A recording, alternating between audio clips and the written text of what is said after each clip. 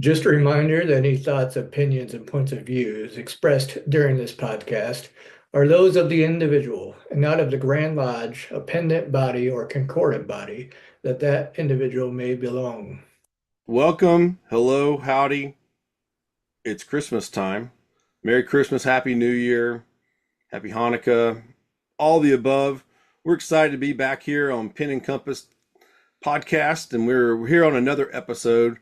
Got my co-host Rodney McGilvery. I'm Jeff Bennett, and tonight our guest is a fellow Texan with ties to Oklahoma, and it's Billy Hamilton, straight out of Fort Worth, Texas.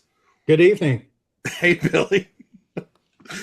So, everybody, hey, this is a part of our Lewis Masonic author book publishing company series that Martin Fox and the great people over there at the publishing house have put together for us. And we are so excited to be a part of things with them.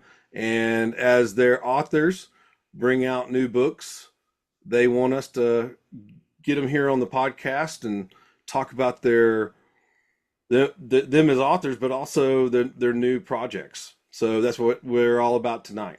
So we'll just get right into it. So Billy Hamilton, Yes, this sir. is tell us. This is not a job interview, but tell us a little bit about yourself. All right.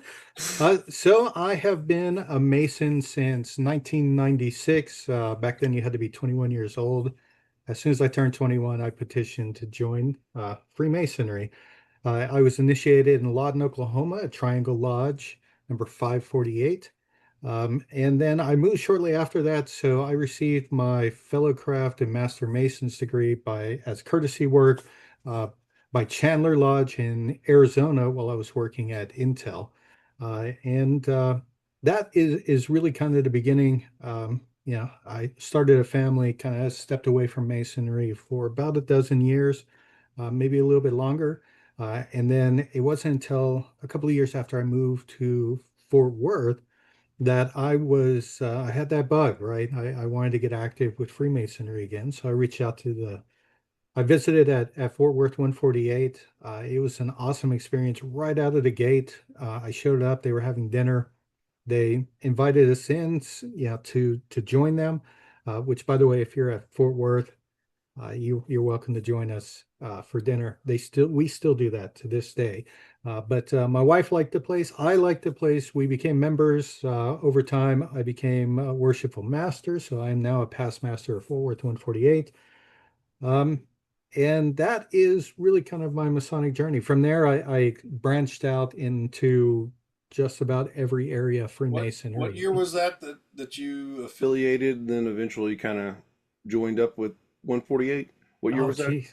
Yeah, that was 2016, I think. It was at the end of 2016 when I started Okay. visiting. I Because I think, just remember kind of like, and then you joined, I think right after that, chapter council commandery. And that's where yep. I think you and I probably, so we've known each other almost 10 years now.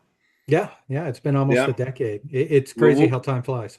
and I was talking to Rodney as we were doing, he and I were warming up a little bit before we hit record. And I was like, I think Billy and I, of all the people that we've had on Pen and Compass, I think he and I have done the most stuff together, known each other the longest, and kind of the closest in a way. And so many different things connecting us, and like you said on the warm up, we can't get away from each other. Oh, yeah, We're kind of polarity kind of just keeps bringing us back together on so many different levels, which is we're awesome and great. we're in the Uh, same neighborhood, right? I mean, we're damn we near neighbors. we can almost reach out and touch someone. Yes. But hey, so you got hooked up with Lewis Masonic. You Mhm. wrote, we'll go into the whole thing. You wrote one book, but this current book that you have out, we're kind of starting from now and going backwards. And Okay. that's a once lost, now found. We're kind of, we're kind of going back always in kind of foreshadowing and jumping back and forth in these episodes. Okay. Um, so, whoops, wrong way. Whoop, too much. All right, there. Sorry. So this is your current book. That's your first title that you've worked with Martin and Lewis Masonic and Kitty and everybody else on the publishing team. Yeah, they're a great Out, team to work with, by the way. I mean, very supportive. we feel that through emails from England. Rodney and I, and the ways that some of the messages we get from Martin through social media and things like that. They're stellar people for sure to work with. Very professional. Yeah. So tell us about where this book came from, why it's here, why people should enjoy it or read, etc. Yeah, absolutely. So this book actually, I have to go kind of back, right? So we talked about 2016, 2017 was when I started getting into York, right? Um, the Order of the Temple, when I received it for the night, it's the penultimate, or well, yeah, it is the last Knight Templar degree you receive in case you're from other jurisdictions and they do things a little bit differently, or you don't have a very active Knight Templar commandery in the area. So the Order of the Temple is a beautiful ritual. It's a very long ritual. Giving it is Almost 3 hours. it is, yeah. That Doing was what the you're most doing challenging. and you're on top of things. Yeah, yeah. So it's very long, but it's very impactful. I don't consider, so I'm one of these people. I'm spiritual, but not super religious. And I was surprised at how deeply it impacted me, the lessons that you receive in the Order of the Temple. And afterwards, I thought, this is a fantastic order. This is a fantastic degree. It's such a great experience, but it's limited only to Christians, to Christian Masons. And so I thought about, were there similar orders and degrees that were done for other brethren of other faiths, right? Like Hebrew, if you're the Jewish faith, what do you have that's similar to the Order of the Temple? If you're a Muslim brother, what do you have that's similar? If you have a Hindu brother. And so I went on a research tear. I started digging through the internet rabbit hole, and I quickly came across in New York, there's the Order of Judas Maccabeus, and they have their own Order of the Temple. It's supposed to be different, and so it's not exactly the same, but because it has the same name, they haven't received much traction. They've been trying to get recognition from the Grand Lodge of New York for decades, but when you have a degree called the Order of the Temple and you have the Grand Encampment around, you're not going to get far. So I think they've been at it 40, 50 years, still don't have recognition. Um, but that satisfied my curiosity about Jewish-based degrees. And then I came across a reference online through the Grand Lodge of, I want to say it's British Columbia, has a really good website that talks about like fringe masonry and some of these other orders. And I found an article on there where they were talking about the Order of Satbai, and that was supposed to be a Hindu-based order. And then there was one line in the entire article that talked about the Order of Ishmael. That was supposed to be a Muslim-based system. And that was it. There was no other information about it. And I dug as far as and deep as I could on the internet, couldn't find anything else about them. And so I kind of let it lay there for 6, 7 years. And it wasn't until I was visiting the United Grand Lodge of England and I had permission to go through all the archives. I received permission to go through the special collections that they had there as well. So anything for the And that's SRA. in Freemasons Hall in downtown London. That is correct. Yes, sir. Yeah.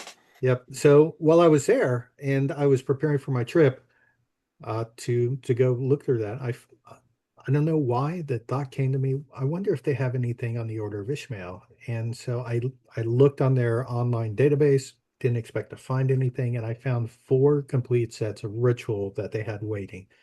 These rituals have been there over 100 years.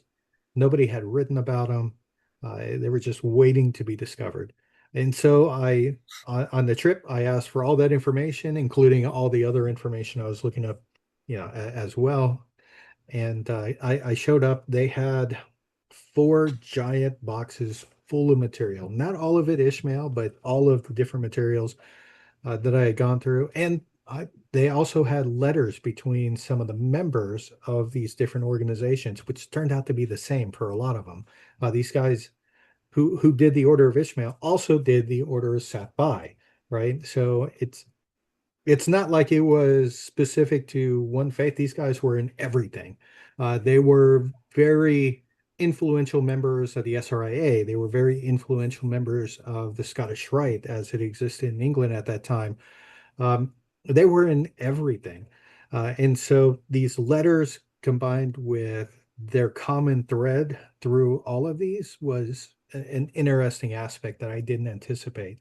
But yeah, going through all this information, I pulled everything I possibly could for the Order of Ishmael, the four different copies, which came from uh, Kenneth Mackenzie was the person who originated the order, even though he claimed to have received it from a Tunisian professor back in the 1870s.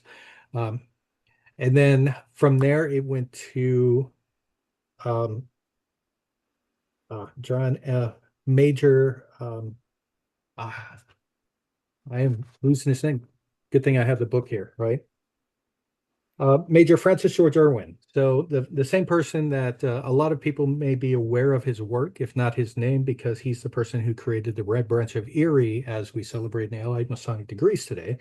Then there was John Yarker, who took it, and he's famous for promoting the primitive rite of Memphis Mizram in England during that time, which didn't get And his last recognition. name is Yarer, correct? Yes, Yarker. Yes, Yeah, John Yarker. like Barker, but Yarker. Yeah, Yes. yeah. I've seen. Yeah, I'm familiar with. Yeah, exactly. Like he's connected to these things, and right. Yeah. And the last head of the order that I could find was William Wynne Westcott. Yes, that William Wynne Westcott, who was the person who helped found the Hermetic Order of the Golden Dawn in 1888. So you have this interesting group of people. You had the correspondence between them. It's as as they worked on not just this order or the order of Sabai, but I counted it at one point. There are 66 different orders that they mention in their letters to each other. That span, I have about 165 different letters between the different members. It's spanning about 10 years. And yeah, 66 different orders that these guys worked on. So if you think you're involved in too much masonry, you don't hold a candle to what these guys were involved in. And a lot of these orders, they either created or they resurrected. It's just an amazing amount of work. But that is the story of how I came across the Order of Ishmael and how I found the material that would eventually go into the book. So, Kind of ritualist addicts anonymous. oh yeah. Yeah, I these mean, guys had it bad. which, by the way, that's basically what Pen and Compass usually turns into. Pen and Compass podcast is like this is an online meeting of our ritual addicts anonymous. Hi, I'm Jeff. I'm a ritual addict. So Yeah, you would have fit in with these guys. As a matter of fact, I even found so Kenneth Mackenzie, the Order of Ishmael was kind of his big deal. He was so involved with it that he used it to kind of gatekeep, right? He only wanted to collect certain Masons that could enhance his prestige. And Irwin was trying to get a friend of his in, and yeah, Mackenzie was blocking him and even told him, "Hey, why don't you write to these guys in Paris because I'm not the head of this order. It's based out of Paris, and so if they give you permission, then fine, I'll bring you in or whatever." And so this friend reports this to Irwin. Irwin actually writes a letter uh, calling out Mackenzie and says, "Hey, I have no doubt, and he even admits, I know you're creating these rituals, right? Because he claimed he received three and it mysteriously balloons into a 36-degree system, right? A lot of that is brand new material that's created. And he even says, I have no doubt that you can create ritual equal to or better than anything that's out there today. But the fact is, it doesn't matter if you don't treat members correctly, if you're not willing to bring people in. And if you're not going to be serious about this, I don't want anything to do with it. I don't want anything to do with your orders or anything. So we can just drop this if you're not going to be serious about this whole situation.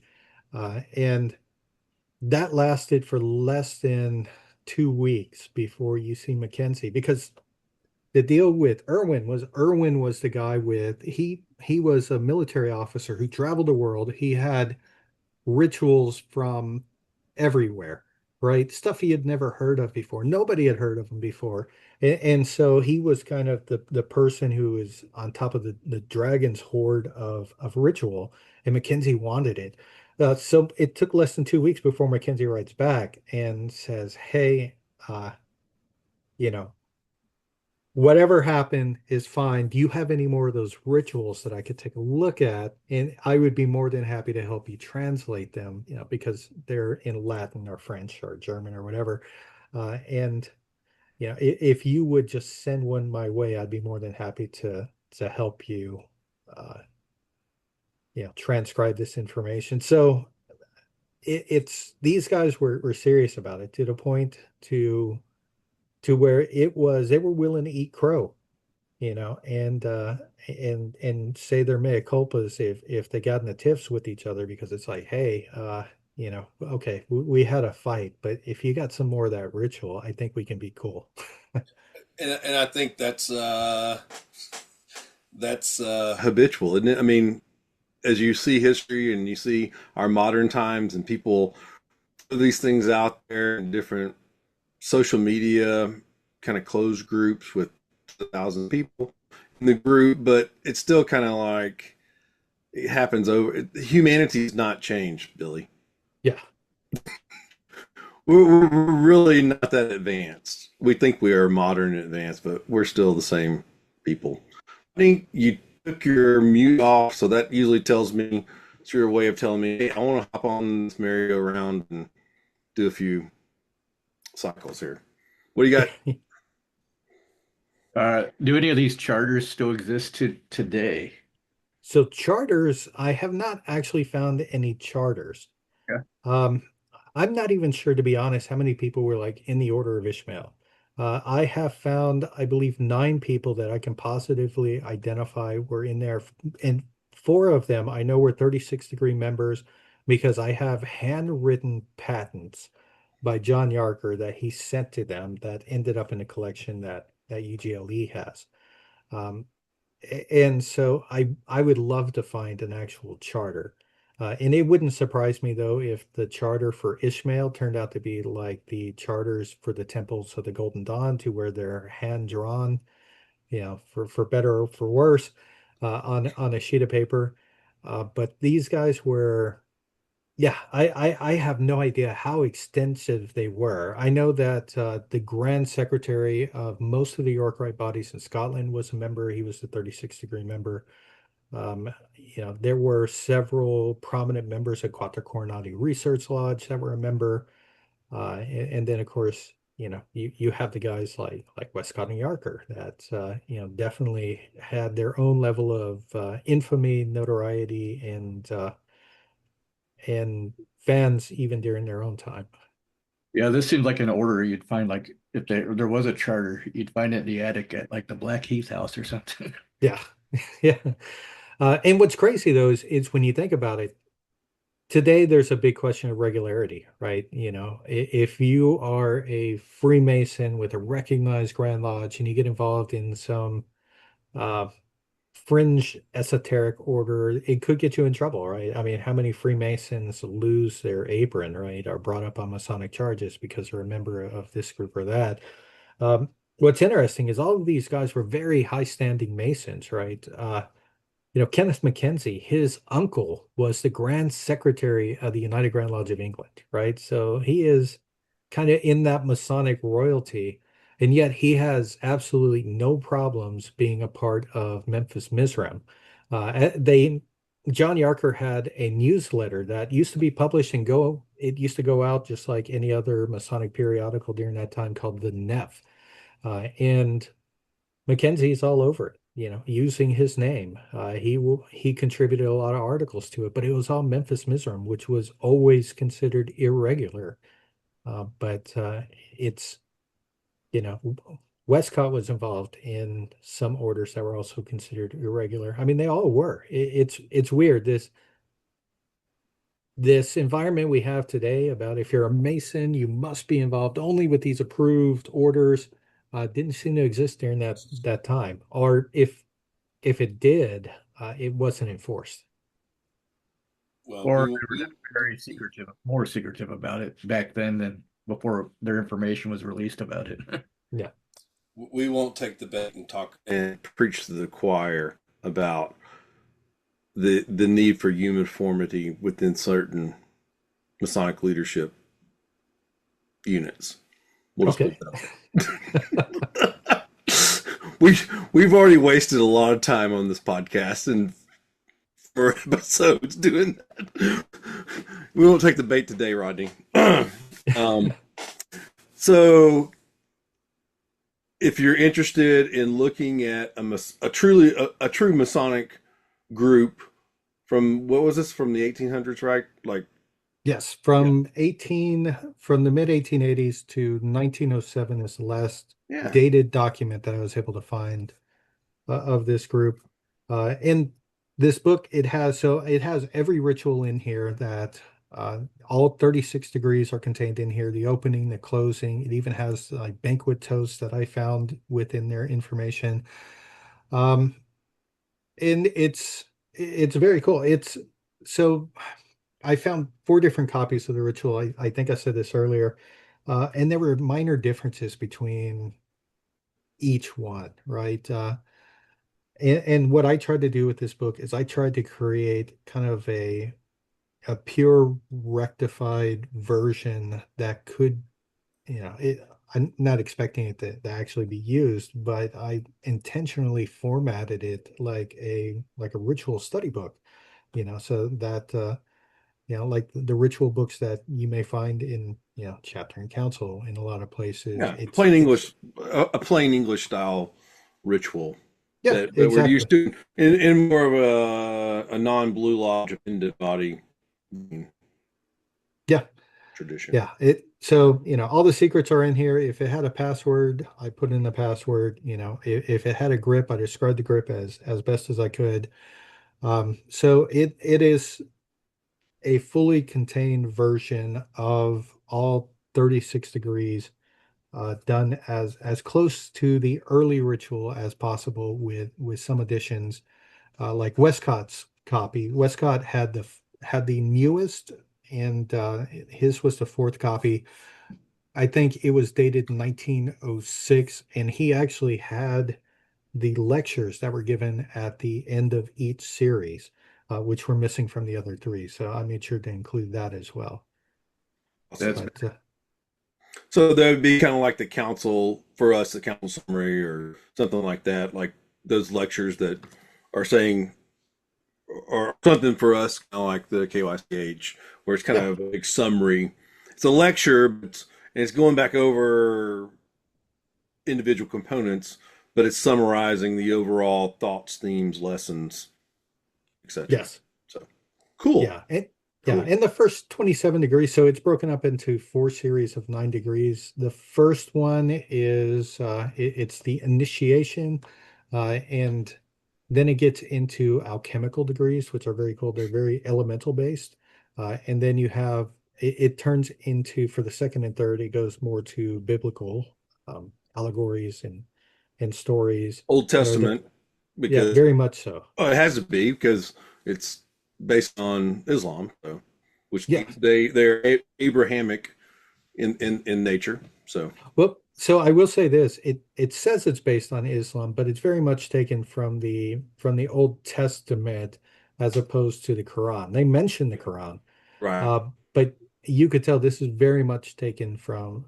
the Old Testament books, that most of us have grown up with. It's just it's kind of like the original shrine in that it's Masons kind of pretending to be Islamic, um, taking on the trappings and symbolism of it, without actually being so, you yeah, know. The last series, so the last 9 degrees are knighthoods, which totally changed the style of it. And each one of those is based on a different philosopher. So you have like the Chevalier of Plato, Chevalier of Solon, and it goes all the way through, each one focusing on a different style of philosophy, different lessons, until you get to the 36th degree is the Chevalier of Alexander the Great. Um, and those were supposed to be administrative degrees. And so, like at the 36th degree, only 9 people in the entire order were permitted to have that. And those were members of the Grand Temple. You go down to the 35th degree, I think only 12 people could have that one. 34th was 15, and so on. So it took on kind of a pyramid shape as you got to the end They of were the they were series. they were precursors to the modern York Rite Yeah, invitational bodies. exactly. Yeah, Welcome to Masonic Week. yeah. in, If some, in all of its glory, which yes. we do, all three of us. So Rodney will grow to love it. Yeah, if someone was interested in recreating this, I mean, because Scottish Rite isn't going to like having a 36-degree system floating around out there. It's really 27 degrees with 9, like side order degrees. So yeah. it could always be looked at that way.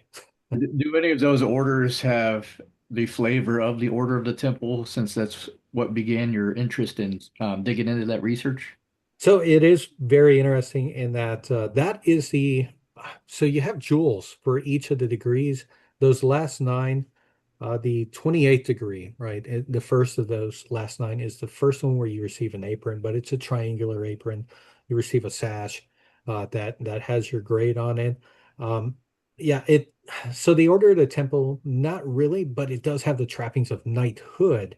So like at the end of each one of those, you are formally announced as, Chevalier of Darius, right? And there is fanfare, right? You're supposed to actually have trumpet players that will blow the trumpet then you have a banner, like a pennant, for each one of those grades.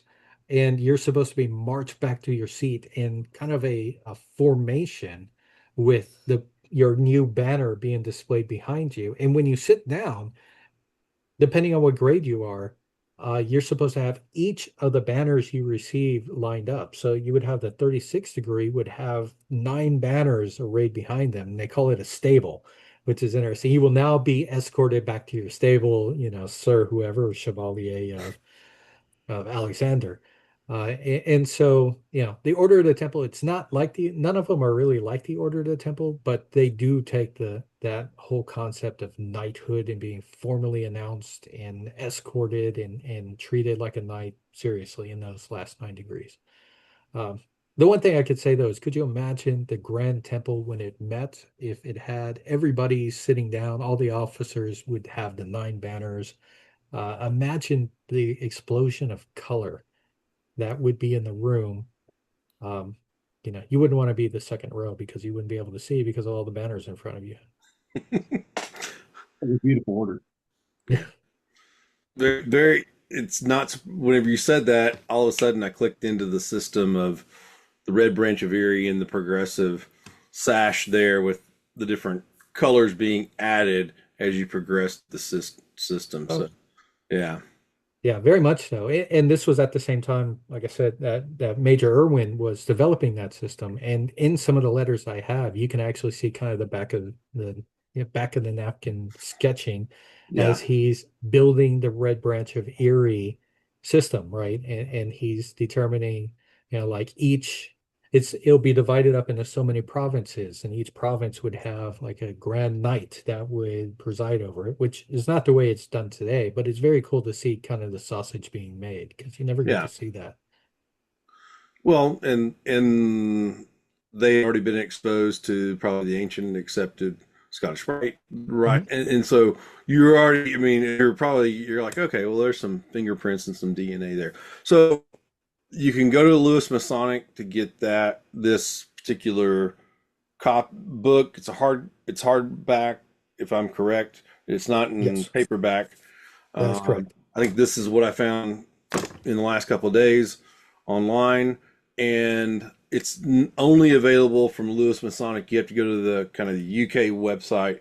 There's not anything in the McCoy inventory, or is there something for you sitting there in the McCoy inventory? So yes, McCoy actually does have it as well. Okay, Yeah, because McCoy and Lewis Masonic, I believe, have an they have a agreement. partnership. Yeah, Yeah, yeah. Talk about that to us when he did his episode. I think he actually had that as a part of his episode. yeah. Kind So of talking about that. They're separate entities, but as far as U.S. distribution, certain to a certain level, and to make things easier for Americans and Canadians, uh, it's easier just to bring it into, I guess, McCoy on the U.S. side and redistribute it. yeah, or if you will be at Masonic Week, I'll have it at my booth there, as well as some of the other titles that Lewis Masonic Yeah, has. They asked us if we'd be willing to have some of their other titles available too. yeah. So we will have those available for sale. You're gonna have a little pop-up shop for Lewis Masonic as Yeah. part of your cool, awesome. All right, so a couple of years ago, you wrote this book or helped kind of edit and format this book. Um, what would you like to talk about this? And this is very near and dear to my heart because this is stems out of the Grand Lodge of Texas Yes. lineage of Masonic education and symbolism, interpretation, and all that. Jewel P. Lightfoot. So if you are a Texas Mason, you are very aware of Jewel P. Lightfoot and his contribution to Masonry. He was a past Grand Master, well, past Grand everything, really. And he was also Attorney General for the state of Texas for a couple of years. So he was a man who was very accomplished both in Masonry and without. He Our Grand Lodge officers, the aprons they wear were designed by Joe P. Lightfoot. He also designed the Grand Chapter Royal Arch Masons aprons and the Grand Council Royal and Select Master aprons. He designed the pillars that you see outside of our Grand Lodge building in Waco. He was, Which is the picture you have here on the cover. it is, yeah, these are from the Yeah, architectural that's sketches. the architect or the artist rendition probably whenever we were building that magnificent edifice. Yes, yeah, exactly. And I'll be honest, these were a unexpected find. So for a couple of years, I was the general manager of the Grand Lodge Library and Museum of Texas at the Grand Lodge building down in Waco. And most of the job, it's not as much research as you would think it would be, right? You know, that it was rare when I had the opportunity to do research. Most of the time it was taking Yeah, care of, you were the full-time employee yes, director of a certain over the facilities in the building. I mean, yes, like, hey Billy, the thermostat isn't working over here. Okay, thanks. yeah, Hey, AC company, I need you to come out here and this. Yes, repair right, this. yeah. Or, if right before I left, we had a pipe burst, and so then I had to work with the company to help take care of that. Yeah, so that was most of the job, or the elevators, right? The elevators. It's Um, a building. It's an old building. Like how many decades old building? Yes, it's yeah, a old Masonic building, which we love. But yeah, lots of daily maintenance, weekly, yeah. monthly maintenance. It's a it's a beautiful building. It absolutely is. I hope we never lose that building. It is a Masonic treasure, but yeah, it requires some upkeep. But in the few times when I had available downtime, we have a vault of I used to call it the special collection vault, and there was a lot of information that was back there that wasn't necessarily sorted. It wasn't available to the public, and I would go through there just to see what we had. And there were past grandmasters would leave their paperwork, and so we would have boxes of speeches written by them, and so one day I was going through and I found two boxes, and they just said Jill P. Lightfoot. That was the only thing that was on the outside of them. As I'm going through them, I see that they are the original scripts for a bunch of presentations and talks that Jill P. Lightfoot gave, as well as his personal notes. Uh, in there was also, he used to carry around it was an address book, like the pocket size address book, and it was sorted by alphabet, by letter. And when you would flip through, so if you would flip the M, he would write down if he found a good reference for, you know, that he could use when talking about Moses. He would write Moses, and then he would write down where he found that information, so that way he could look at it later. Um, Same thing with, square and compasses. He would put that under S. Uh, but a lot of as I was Sounds going like through them, our iCloud notes right now. yeah, Like or whatever. If you're an Android, there's probably a similar app. But yeah, it's like, oh, click, click, click, make a note. I'm going to go back and write a paper about that later, or magazine article. Put that into a PowerPoint presentation or something. Yeah. yeah, yeah, and there were a lot of handwritten notes in there. And as I'm going through them, I discovered that there was a series of, I believe, 13 talks that he gave to Fort Worth Scottish Rite when he lived in Fort Worth. And they had not been published anywhere else. And so I started going through them and transcribing them, collecting them, editing them to clean them up a little bit, because these were live documents. You could tell this is what he was using as he was researching these topics, because they had scratches, where he scratched out words and totally rewrote parts of it. um, and so I put them together in an order that seemed to make the most sense chronologically, and then put it out in this book.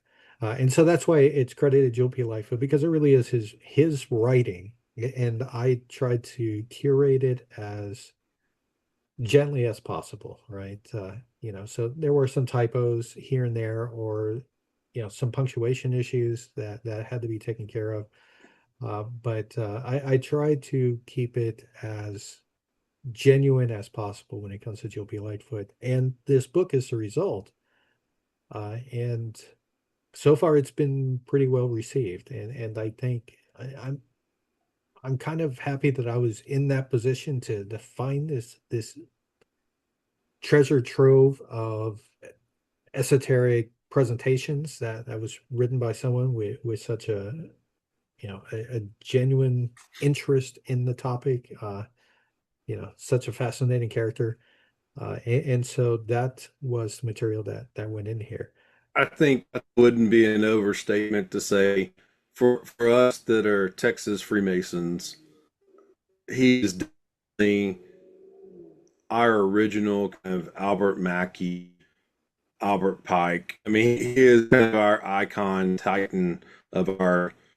He's the one that wrote our monitor, that basically is the whole basis of what we do within our blue light system, which Oh yeah.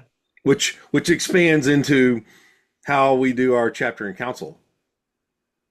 Yeah, the information he has in the back of Lightfoot's monitor that he came out with is, yeah, you can't find that any, well, I say most of that you can't find anywhere else. He's the first person who compiled it, because of course he had his sources as well.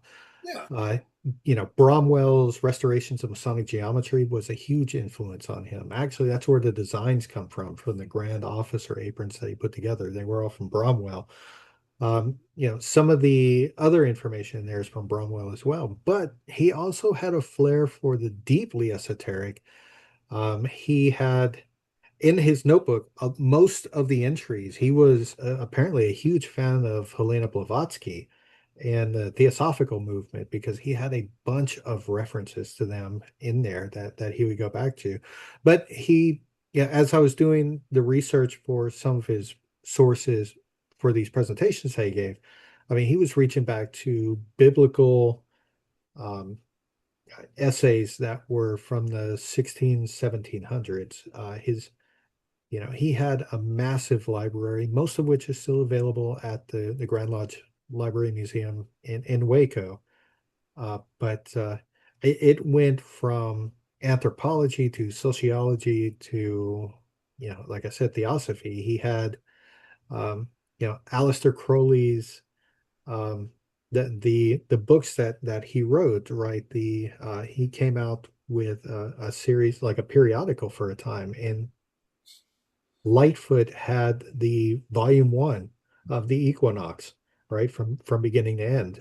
There was QBL, which was a very influential, very hard to find book on the Kabbalah, um, that I believe was written by Freder Akkad. And when you flip through the copy that is there in the Grand Lodge Library Museum, you flip into the inside and there's Joe P. Lightfoot's bookplate on the inside cover. I mean, this guy voraciously read just about everything. If it had to do with historical narratives, and he was all about it. If it had to do with ritual magic, he was all about it. This guy was a voracious reader. What are some ancient mysteries that he covers in his writings? So, believe it or not, he goes back. His theory that he puts together, and being an attorney, he puts it together almost like he's building a case, right? Uh, the thought was that most of the Masonic symbols that we have actually extend back in time to the Brahmin religion in ancient India. That that was where when there was an invasion from Central Asia of a people as they interacted in the Indus River Valley with the Brahmins. Then there was this explosion of ideas, right? And the mixing of these two cultures is what created some of the symbols that we use today, right? That the Brahmin religion had 3 degrees to their priesthood, just like the 3 degrees of Masonry. Some of the square and compass were also part that we used. The emphasis on light as the source of knowledge also came from that religion. That religion then, so from there it went to Persia and the Zoroastrians, and which light is a huge part of the Zoroastrian religion. But they also kept the symbols. From there, it went from the Persians, it went to the Egyptians, and he has like one chapter is specifically dedicated to Moses, right? Because Moses would have been he would have been one of the priesthood as a member of the royal family in Egypt before he fled and led the Israelites back to Israel. But Lightfoot's belief was that he had learned some of this ancient priesthood knowledge as a member of the Egyptian royal family, and he took it with him and embedded it in the Hebrew faith.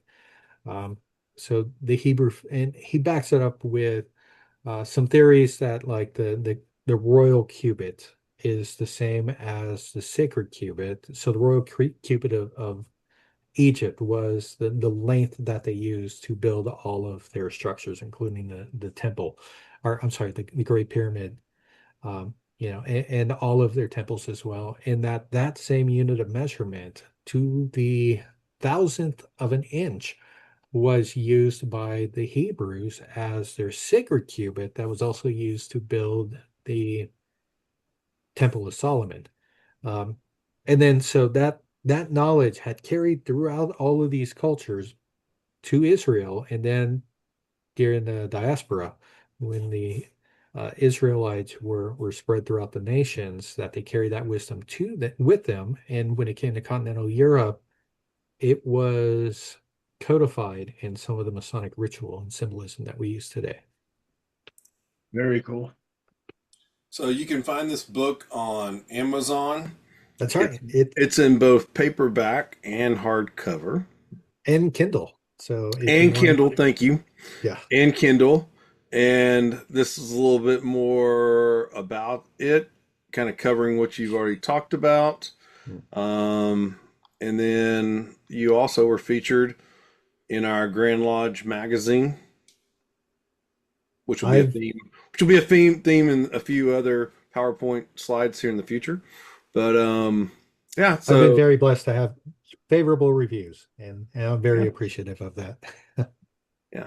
So anyway, moving on to other stuff. So like we said, I usually kind of start now in the present and then kind of flow back or float back or however it happens for us back into the past and like try to figure out your origin story. I mean, you and I are both probably big sci-fi fantasy people and we love a good flashback or kind of something like that. And Mhm. so with those elements of literary stability, we're doing that. So you came back into Freemasonry, got active in 2016, and here we are, and got into the York Rite. And January 20 of 2018, Yeah. you got So, published. So you had to write this in 2017. You wrote an article that was published, which I got to do that about 2005, six, somewhere in there. So yeah, it's kind of, and that probably is whenever people started recognizing you as, oh, this guy likes to do this kind of stuff. Let's get him involved in all the other stuff, all the other projects you and I've been involved with along along the way in the last almost 10 years. So yeah. Yeah. No, this was I was a brand new baby Sir Knight, right? I think I was standard bearer. So it was do you have your coin, your challenge coin that what's his name used to send to us? I'm oh trying to yeah. Yeah, I yeah, have I two have of one of them. those too. Yeah, we should take a picture of it. Nice, take a picture. We should do a Facebook post about it. But yeah, Yeah. bring it to Masonic Week or something like. Here we go. Do you have your coin? Do you have your Yeah. coin? Yeah. Anyway, keep on going. I'm sorry, I forgot about that until I go Yeah. find dig it out somewhere.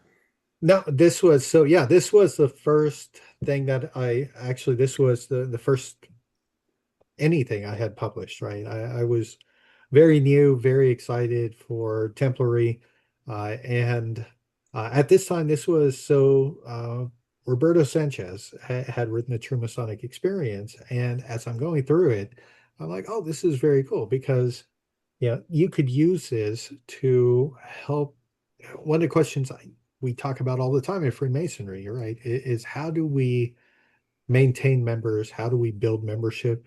And a lot of it, I think, has to do with, well, what are your members interested in? And so you could use this quadrant to try and figure out and learn how to balance your body, uh, your Masonic body to try and kind of scratch the itch that each of your members is looking for.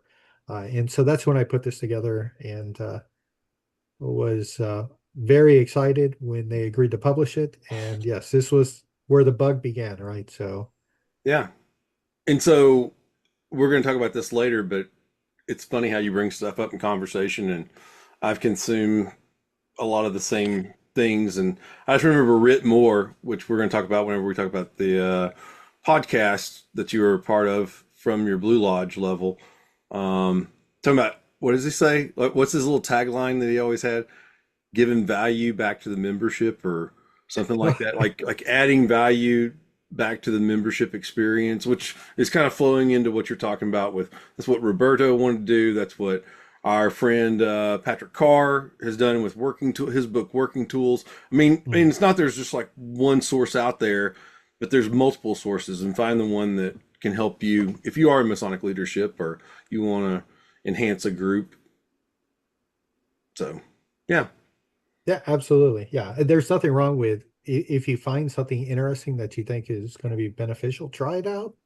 If it works, fantastic. And if it doesn't, well, you learned it didn't work and you could try something else out, you but know. it's kind of funny. You came back into Freemasonry, you get serious about it, you're a little bit older, I don't know, a little bit wiser, a little bit more focused, or see things in a different light. And all of a sudden, within 2 years, you're already like, okay, we got to fix this thing. Already, it's like, yeah, there's more than one way to do this. So, Well, and I think it comes from, I mean, we both come from very successful lodges, yeah, 148 and Arlington both do 438. yeah, do very well with membership. And so I remember wherever I go and people would learn I was from Fort Worth 148 and they would ask, what are you guys doing for membership? It's like we try to keep people interested, right? If you know what your members want, do that, or try to find a way to incorporate. Yeah. Not everyone's going to want the same thing, so figure out how to balance it and mix it up as best as you can. Yeah. I mean, not to inject too much 438 into this, but I think for me, in 26 years of being a member of that group, I've never been told, no, we don't do it that way. Hmm. It's always been, wow, we've never done it that way. It sounds like you've got a plan. Like, why don't you jump in here and help us lead that forward? I've never Right. been shut down, and maybe I've just been lucky, but I've never been shut down and told, no, just kind of go sit over in the corner and be quiet. So I've always stayed Thing I'm involved because of that. One thing I'm going to be doing, because I'm going to be the worshipful of my lodge, this ensuing year, I'm having a membership dinner in January, Hmm. and we're going to just discuss what we want throughout the year amongst ourselves and come up with a calendar that way. And Yeah. not to turn this into a operations deal, but I did in 2003, four, somewhere in there. I became commander of my commandery, and I brought all the officers to a Saturday morning breakfast before we started planning. I already had some planning going on. I had been trained as a leader in different organizations, and I Hmm. set them down and we ate breakfast tacos at a Mexican food restaurant in Arlington, and out on the patio by ourselves. About 11 of us, Billy. You would probably know the names if I started throwing them out, and we just Well, talked. because again, we're neighbors, right? So Yeah, yeah. I mean, yeah, and a lot of these people be a member of the same Scottish Rite you and I are a member of, and so it was really kind of fun because I would kind of bring something up, or here's a thing that I planned on the calendar or whatever. Everybody knew what to do. Hmm. I mean, if you were showing up and you were active in the group, you knew what was going on, and then it kind of built momentum. So not Yeah. not yeah yeah.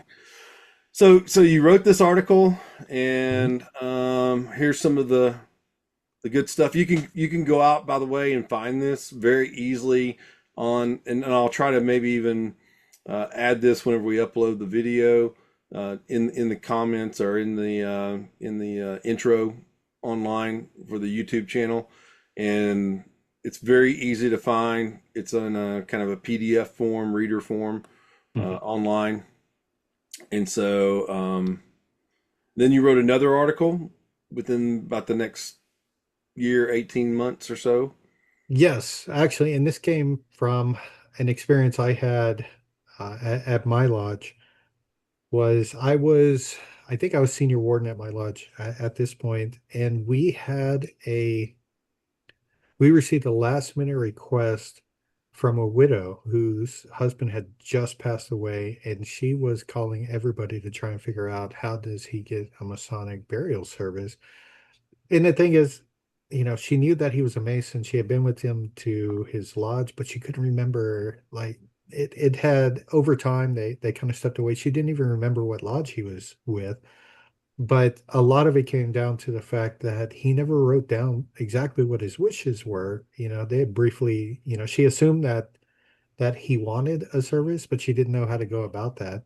And so this article came directly from that is, as we in the Scottish Rite and the York Rite, right, we are told to be comfortable with our mortality.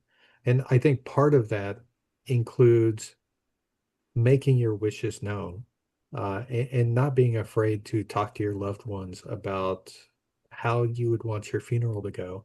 And so this entire article is having those conversations and documenting them and making sure that people are aware of what you want done when your time comes. So Rodney's a little bit different than you and I. He is a part of the Grand Encampment. His Blue Lodge is Indiana. His Grand Lodge is Indiana, Okay. and his Scottish Rite would be Northern jurisdiction. And so in the Southern jurisdiction, we kind of have three options. To me, we have our Grand Lodge funeral service for the Blue Lodge level. We would have a Knights. There's a Knights Templar I think, funeral, right? There's a couple 30, actually. There's an actual ceremony, and then you could opt to have an honor guard. right. So to where you have a couple of members stand in full uniform with their swords. Well, yeah, stand in full Yeah, uniform at your casket during your service, to be an honor guard for you. But there's actually every single order has their own funeral service, but a lot of people aren't aware of it. right. It's buried in the Even monitor that people don't even have access, they don't have copy of, or yeah, Yeah, and when I wrote this, the Templar burial ceremony wasn't readily available. Like I had yeah, to ask, um, and I was finally sent a copy of it, but it took some digging, right, and reaching out to people to actually get a copy of it. And it's a beautiful ceremony, right? yeah. It's like our Sir Knight has laid down his working tools. He's laid down the sword, but he's not gone. He's just gone away. And I'm like, that's a fantastic way to look at it. We'll meet again in the hereafter. And so it's a beautiful, touching service. But yeah, every order has one. Eastern Star has theirs. Even as Well, I was going I to jump in and say the Rose Croix funeral yeah, ceremony. Yeah, so and that's where even I would the kind of say we, in a way, I mean, maybe we're, from you and I, our perspective, we've got those three options, kind of the mainstream three yeah. options. Yeah, even the youth orders have a burial ceremony, and Yeah, it's not something we ever want to think about. But, I could imagine, if a Mason was heavily involved in DeMolay throughout his entire life, well, there's a well, service. If yeah, one of the wives or members who were involved in Eastern Star and used to be a Rainbow Girl, well, Rainbow also has a service as well. And you can do both. You don't want to stack up too many, right? Because you don't want to. I have been to a service to where it's like, okay, here's the Blue Lodge one, and here's the Shrine one, and the Scottish Rite one. It's like they're stacked on top of each other. Uh, but if you wanted to, you could because they're all there. burial rite festival. Not to make too much lighthearted about it, but yes, it Yeah, could, yeah, like a reunion or something. Yeah, degree competition. Yeah, but I could see the opportunity if someone were a DMLA and they were a youth. I had a college fraternity brother that died while we were actives in college, and so I don't think we have a ceremony that I was aware of back then. But mm, I don't know if that would have been something his family would have chosen to done. But yeah, I mean, every now and then you have those tragedies that happen. So, yeah. well, And the fact of the matter is, if you're the master of a lodge or over one of these bodies and you receive a request, um, you're going to do whatever you can to do it. At the same time, too, we're also respectful. So if there's a widow who does not want a service, even though we know a brother has passed, and we will respect the wishes of the family, yeah, whatever they may be. exactly. Sometimes we have family situations that the last thing they want to inject into their family gathering is remembering that their father, their dad, their husband, their brother, their whatever wasn't miss family things because maybe he chose Freemasonry sometimes over interacting with them. Yeah, I mean, whatever the reasons are, I get it. I understand. Sometimes you just want to focus on just remembering your time together, Yeah, and yeah. yeah, It's very. There's no wrong way to do it for sure. yeah. So, Rodney, any input on that, or you gonna keep moving along, or I keep moving along. so something that I know is near and dear to Billy's heart, and he's very active in pretty much from his resurgence and kind of resurrection, his Phoenix experience back into Freemasonry. And would you say 2016, somewhere around there, 15, Yeah, 16, and I believe 17, it was 17? 2017. I became an associate member of Texas Lodge of Research. Yeah, you got all hot and bothered and just started joining everything, which is good. I mean, if you get the time and the opportunity to do it, yeah, for sure. Yeah. So tell us about Texas Lodge of Research from your perspective. So Texas Lodge of Research is a lodge that is dedicated to academic level of Masonic research. And that's very important, right? Because there are lots of lodges of research, and they all do good work, absolutely. But when it comes to the requirements for the papers, they each one of them has a different level. Ours is required to be at a level that is appropriate for printing. And when we publish our annual transactions, they go out all over the world, right? We have members, throughout the Americas, Europe, and some even go to Asia, Australia. It's worldwide. And I have to say, so when I visited Quattro Coronati, I've been there twice now, and both times, I was commended by the master at the level of quality of the research papers that Texas Lodge of Research puts together, which is due to the diligence of our editorial committee. So Texas Lodge of Research is open to any master mason in good standing, with a Grand Lodge recognized by the Grand Lodge of Texas. So if you are in New York and you want to be a member of Texas Lodge of Research, we are absolutely happy to have you. With that, you come in. Some people call it an associate member. Some people just call it a regular member.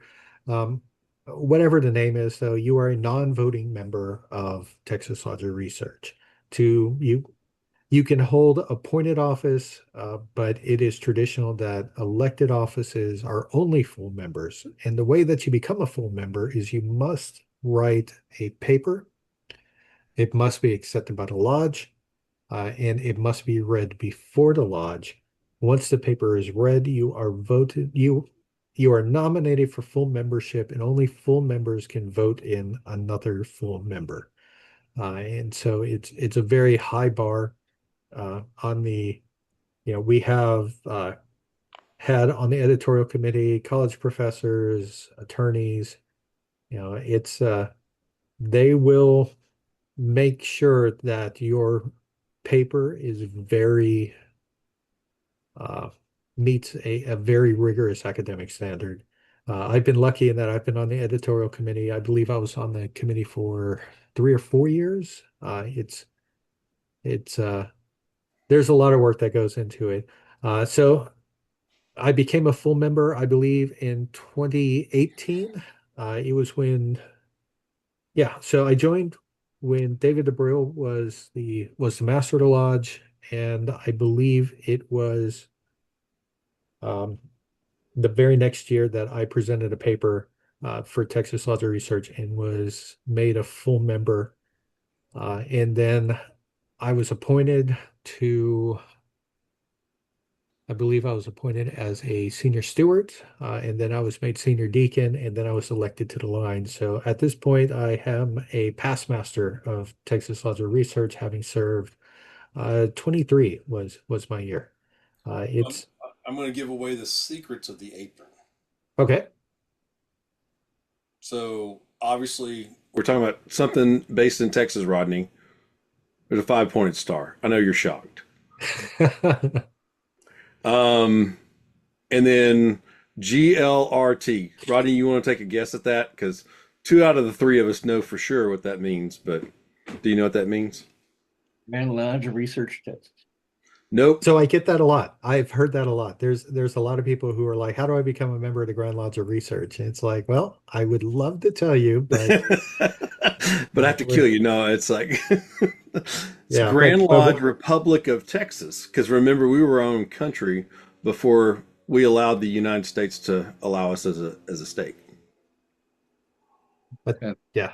That's right. I've also heard was it girls love rich Texans? Yeah. So that's one phrase I've heard. But yes, this was the apron that members of the original Grand Lodge of the Republic of Texas used to wear. If you come to the Grand Lodge building, we have two giant statues of Anson Jones, our first Grand Master, and Sam Houston, both of them wearing this apron. What's interesting though is the yellow was not the original color.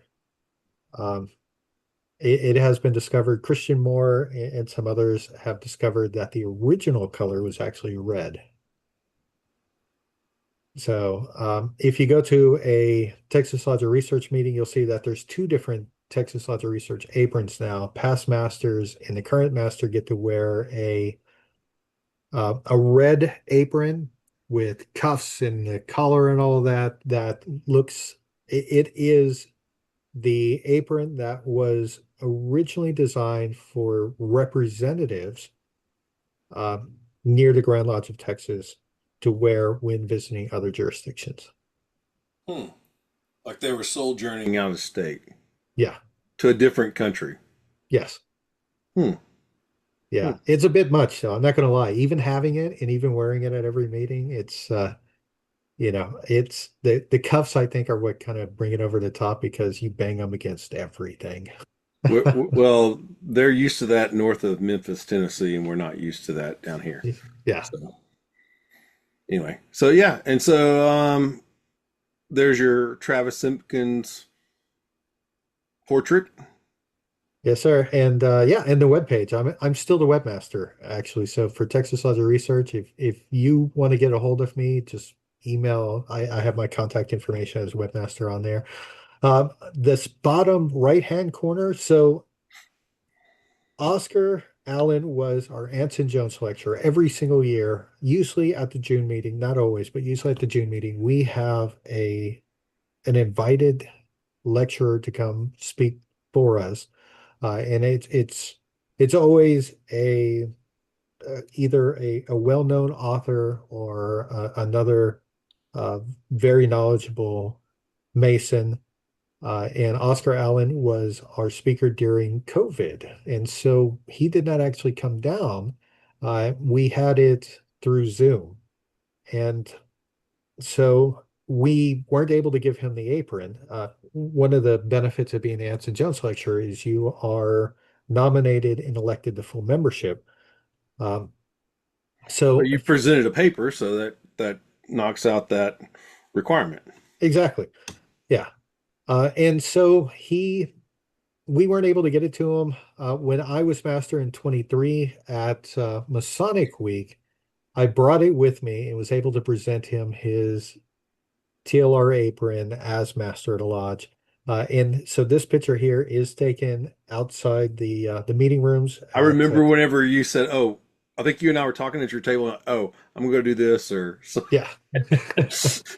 Again, how much we around each Yeah. other. Yeah, I remember. I remember when this picture was taken. That's why I included it. So I thought it was fun. And the reason actually we're surrounded here by other Anson Jones lecturers. So Yeah. here you have me as Master of the Lodge with four Anson Jones lecturers that we've had in the past. So of course you have Art de Hoyos, uh, you have Robert Davis, and you have oh my God, I can't Brent believe Morris. Brent Morris. As Brent Morris, yeah. A lot of Scottish Rite, Knight and Cross power going on there too. But Yeah. and then while I think I remember this being on Facebook, I didn't get a chance to attend this, but this is our Scottish Rite building that we love down in Galveston, our original, like one of our original Scottish Rite buildings, and it actually has a Egyptian room, Yes. Egyptian lodge room, where Harmony Number 5 Blue Lodge meets, and they use it all the time. And you guys got to have that for the day, and tell me maybe a little bit about that. There's a lot of, sorry, it's blurry. I had to blow it up to get No, it. that yeah. So But this was my final full meeting as master. We had this in December. It was our December meeting because our March meeting is when we do installation. So as worshipful master, you open the meeting, then you have the elections, installation, and you don't close. So this was the last meeting I got to close. I picked Galveston for several reasons. One is the Egyptian room, right? It's a beautiful room. Um, we don't, that's the only one we have in Texas.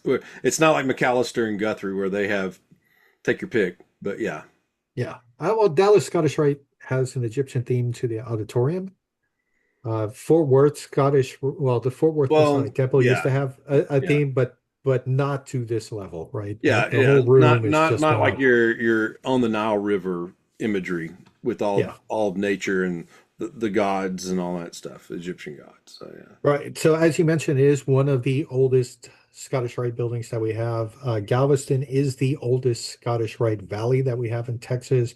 yeah, And um, so yes, it dates back to the 18, I want to say 1853 yeah. is, Round in there, yeah, yeah. So Albert Pike himself actually was involved with the establishment of Scottish Rite in Texas, and actually visited for a bit. So it's got that bit of history, but more importantly, the reason I selected this and I needed to make sure to have this in my year because TLR meets all over the state, right? But I had to get Galveston in there because this is where Harmony Lodge number 6 meets. And Harmony Lodge number 6 was the home lodge for Samuel May Williams, which was the topic of my first Texas Lodge research paper. He was the third Grand Master of Texas, and he became Grand Master. He was elected straight to Grand Master, um, coming in as a pro tem junior warden. He never served as master of a lodge, and yet somehow got elected straight to Grand Master. And the story is fascinating. But if you're not from Texas, and even a lot of people within Texas don't know exactly who Samuel May Williams was, he was the personal secretary for Stephen F. Austin. So all of the maps, all of the land deeds that were done in Austin's colony all had his name on it. He was the first banker in Texas. So their banknotes used to have Samuel May Williams' signature on there. He was the father of the Texas Navy back during the Texas War of Independence. He and his family personally bankrolled the ships that were in the Texas Navy. They paid for the officers and crews, money that they never had paid back. Uh, he was he was a big personality in the formation of early Texas. And not everybody loved him. There were more than enough people who hated him too, because he had one of those very dominating personalities. Um, and he even had a falling out with Stephen F. Austin, and they only reconciled right before Austin passed away. But yeah, so he was pro tem junior warden of Harmony Lodge number 6, a position. So there is Major John Melville Allen, who was a hero of the Texas Revolution. Also, he was a hero of the Greek Revolution, the War of Independence they fought against the Ottoman Empire. This guy just loved to fight. And he became the first mayor of Galveston. And he and Samuel May Williams did not agree on anything. And this disagreement spilled into the newspapers. It divided the city of Galveston, and it found its way into the lodge because Samuel May Williams was able to press charges for an unspecified reason against um, Allen and had him removed. Allen was the elected junior warden. So he had him removed. He was made the pro tem junior warden. 2 months later, he's at Grand Lodge as the, with voting credentials yes, and exactly, with voting status because credentials. he's now part of the three main officers of the lodge. That's right. Yep. And but he was the only voting officer that was there. I know he was the only person for Harmony Lodge that was there. So he carried the lodge vote. And what's interesting is Branch T. Archer was the second Grand Master of Texas. He was also Speaker of the House of Representatives in the Texas legislature. So, needless to say, he was a very well-known person. He was the second Grand Master, and Grand Masters back then were allowed to serve 2 consecutive years, but they had to be elected both years. So you had to run for election both years. Archer ran and lost to this pro tem junior warden from Harmony Lodge.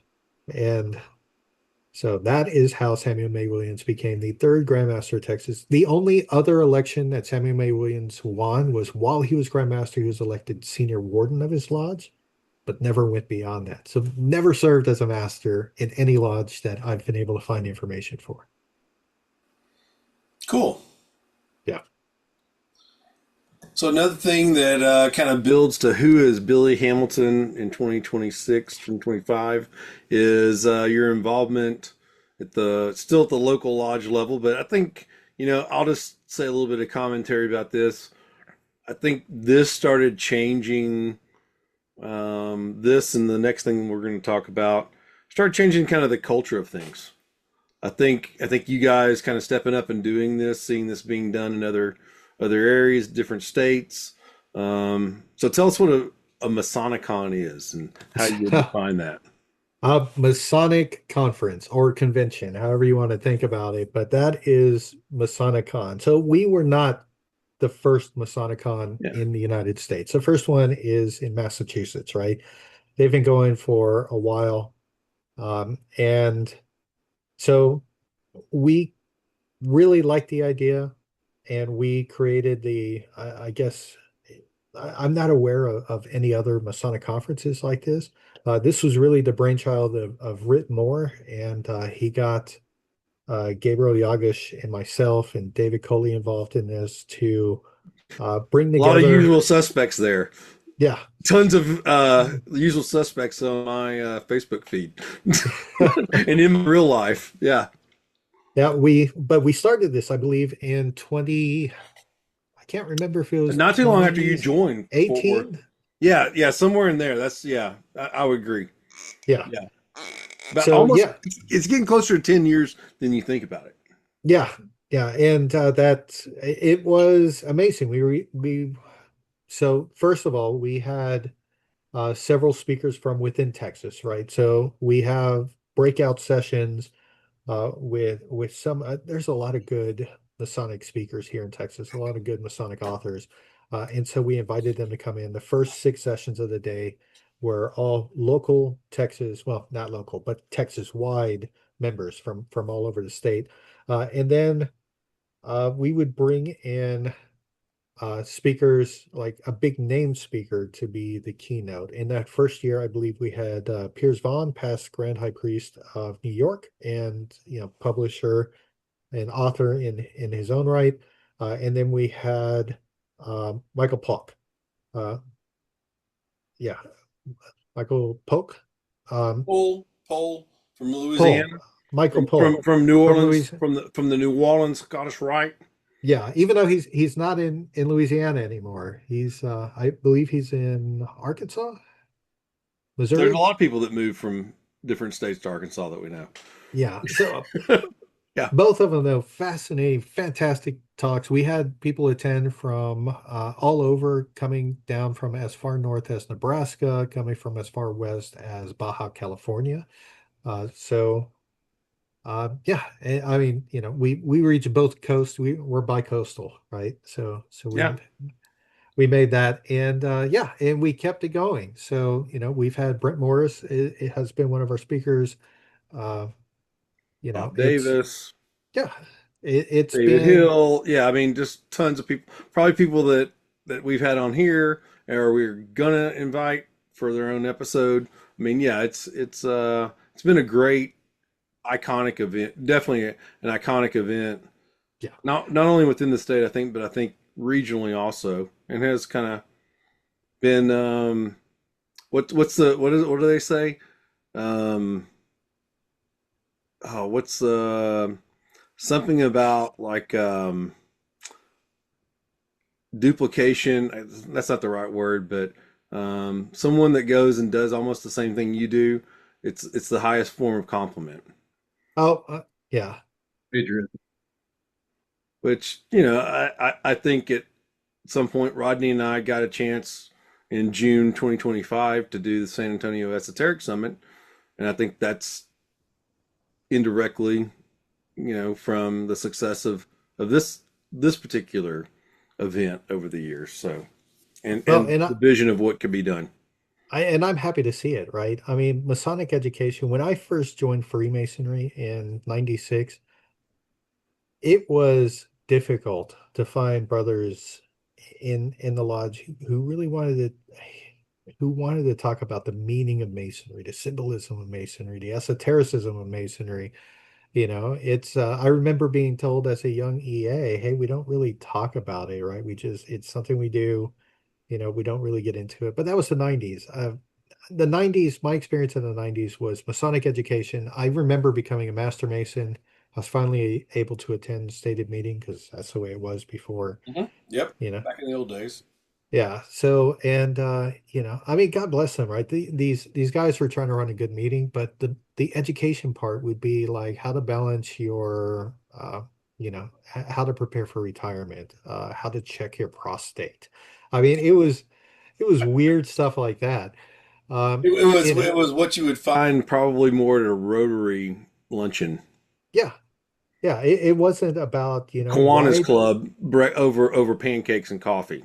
Yeah, I mean, and now you can go all over the country, all over Texas, and you can hear someone talk about why do we do circumambulation, right? What is the astrological layout of the lodge? What is the symbolism of the greater and lesser lights? What do they mean? And that's something that I Would, would have loved to have had as a younger Mason. wouldn't you and I love to, even if we were if we were being a supportive audience member, show up to Mark Myers Web Lodge 1554 Beehive series, Yeah, and somebody else talking, and there's 45 people in the room instead of 4 to 5. yeah, You know, yeah, and there's so many times that I guess I'm just gonna kind of air some laundry here. You and I and other people that we know put stuff on Facebook and try to promote, hey, think a little bit deeper, go past compass up or compass down. mhm, yeah, How many lapel pins, like kind of little stuff. And no, there's like 10 likes, and it's all your buddies.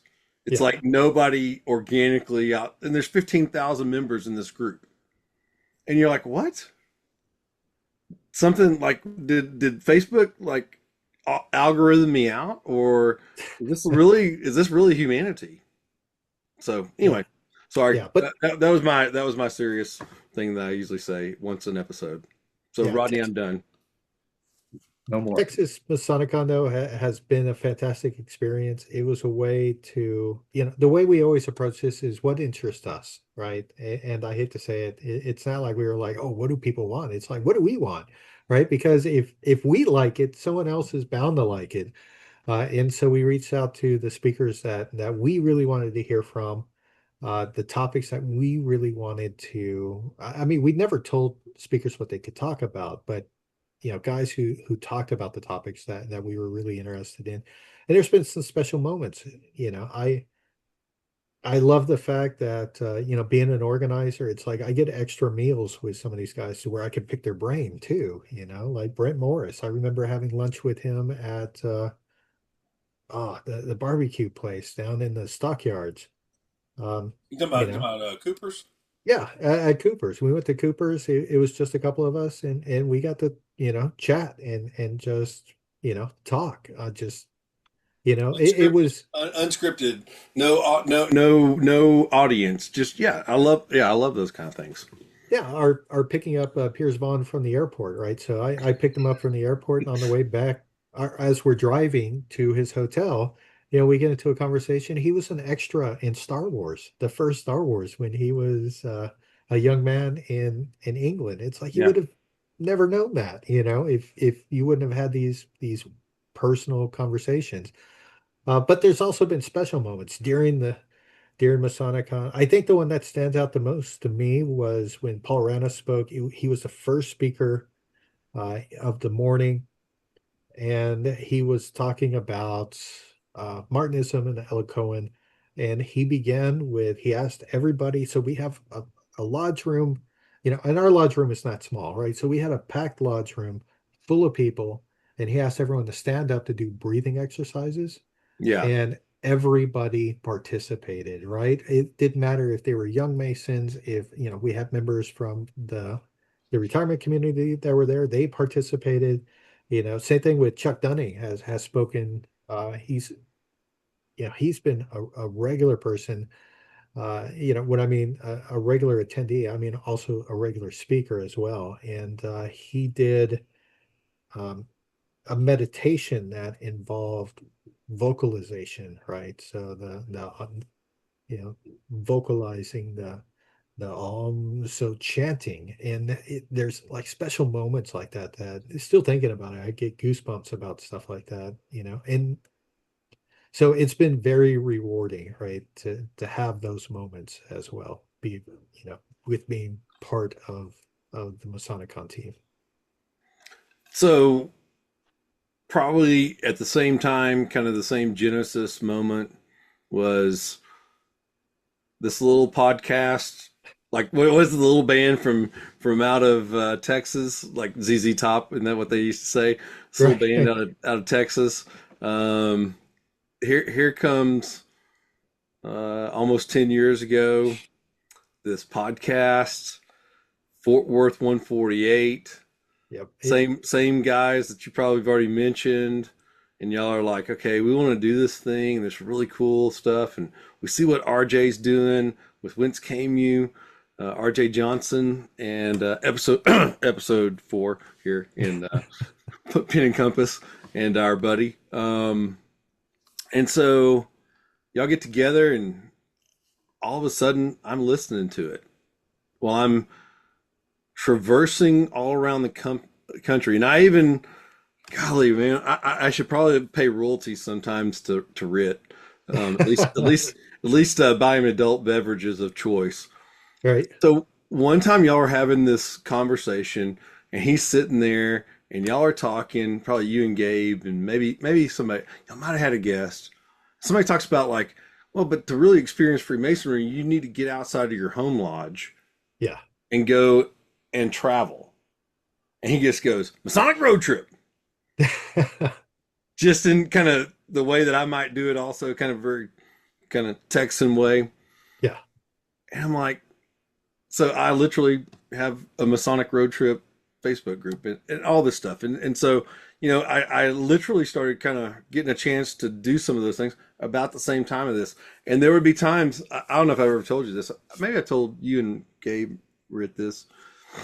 But about that same time when we were doing stuff in the Scottish Rite together, and we're conferring York Rite degrees, you and I and Gabe, York Rite degrees together, I'm up in like Cleveland, Ohio in a rental car with CarPlay, and I'm listening to you guys from my iPhone, my personal iPhone, with my business iPhone sitting right next to it, as I'm making sales calls in Ohio or Michigan or Indiana, hanging out with guys named Mike Doxey and etc. or Tim Brinkmeyer and all these guys that if I say these names, Rodney will start just grinning.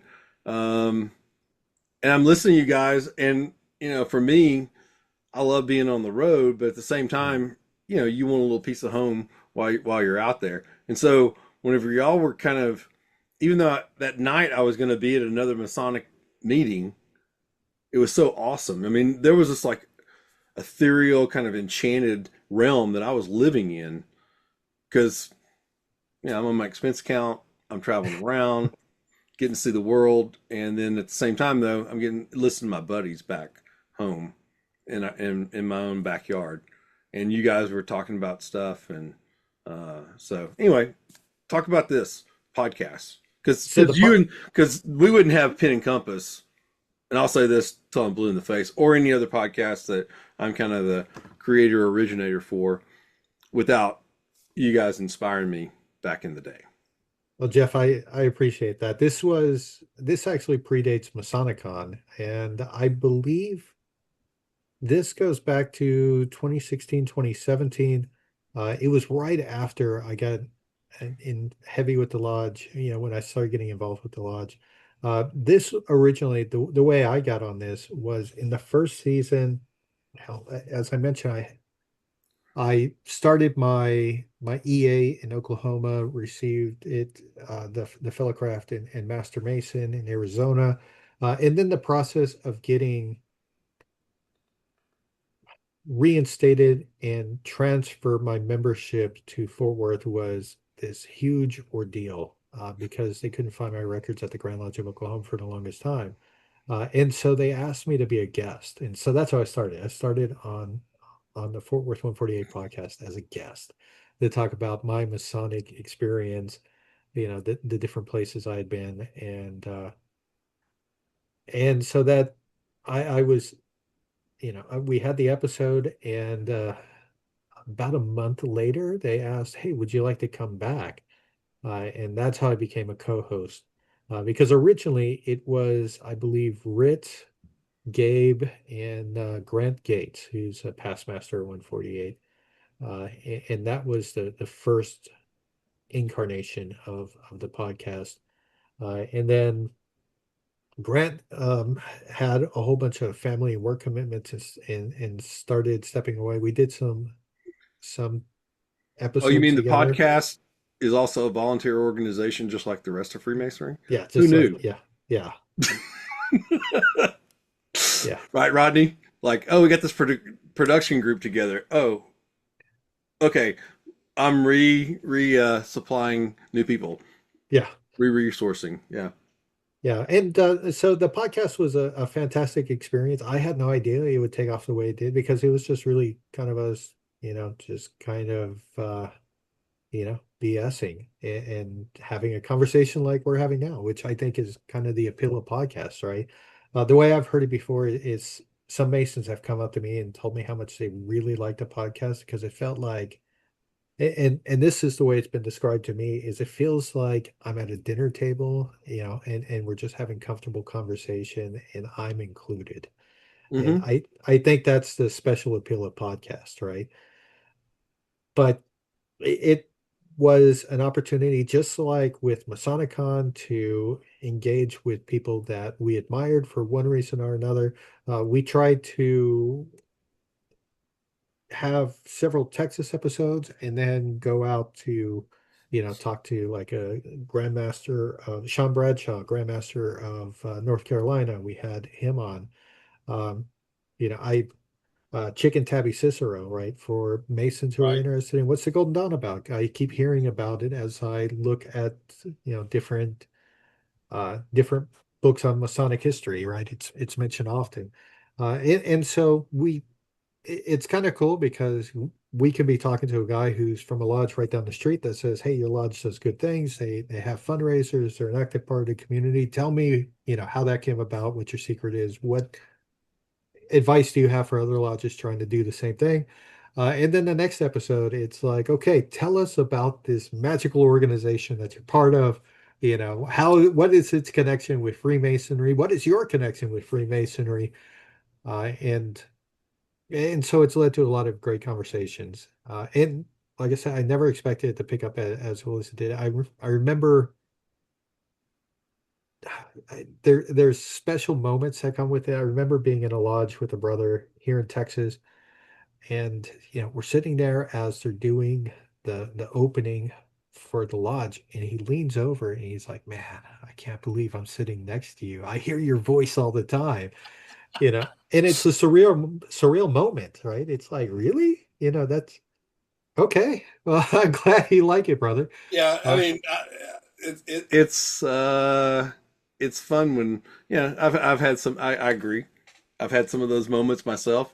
It's kind of fun yeah, when people are excited because they only know you through Facebook post or interaction or whatever, and they're like, "I can't believe it," And I've done that same thing to certain people too. I mean, I'll not go into the full length uh, reincarnation of it, but the night that I first met Bob Davis in person in 2000 November 2019 okay. was I walked about this far off the ground for the rest of that 24-hour period. The Right. next evening, I think, just kind of hovered and yeah. So Yeah, no, yeah, it's great, and it's a way to meet, again, just like with Masonicon. It's a way to meet some of those guys that were really, that we look up to, and have, yeah, an honest conversation with them about stuff that, they may not talk about very often, or maybe they talk about it all the time, but you want to know more. It's great. Yeah, going back to actually being recognized, the most surreal moment I had was, it was probably about 2018.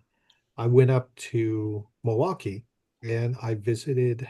I was there for a convention, and I decided, I'm going to go to a Knight Templar commandery. And so I visited, fantastic guys, and their prelate. I remember I was signing the book, right? Because you sign in, hey, I attended this meeting, and he's standing behind me and he leans forward and he's like, I love your podcast.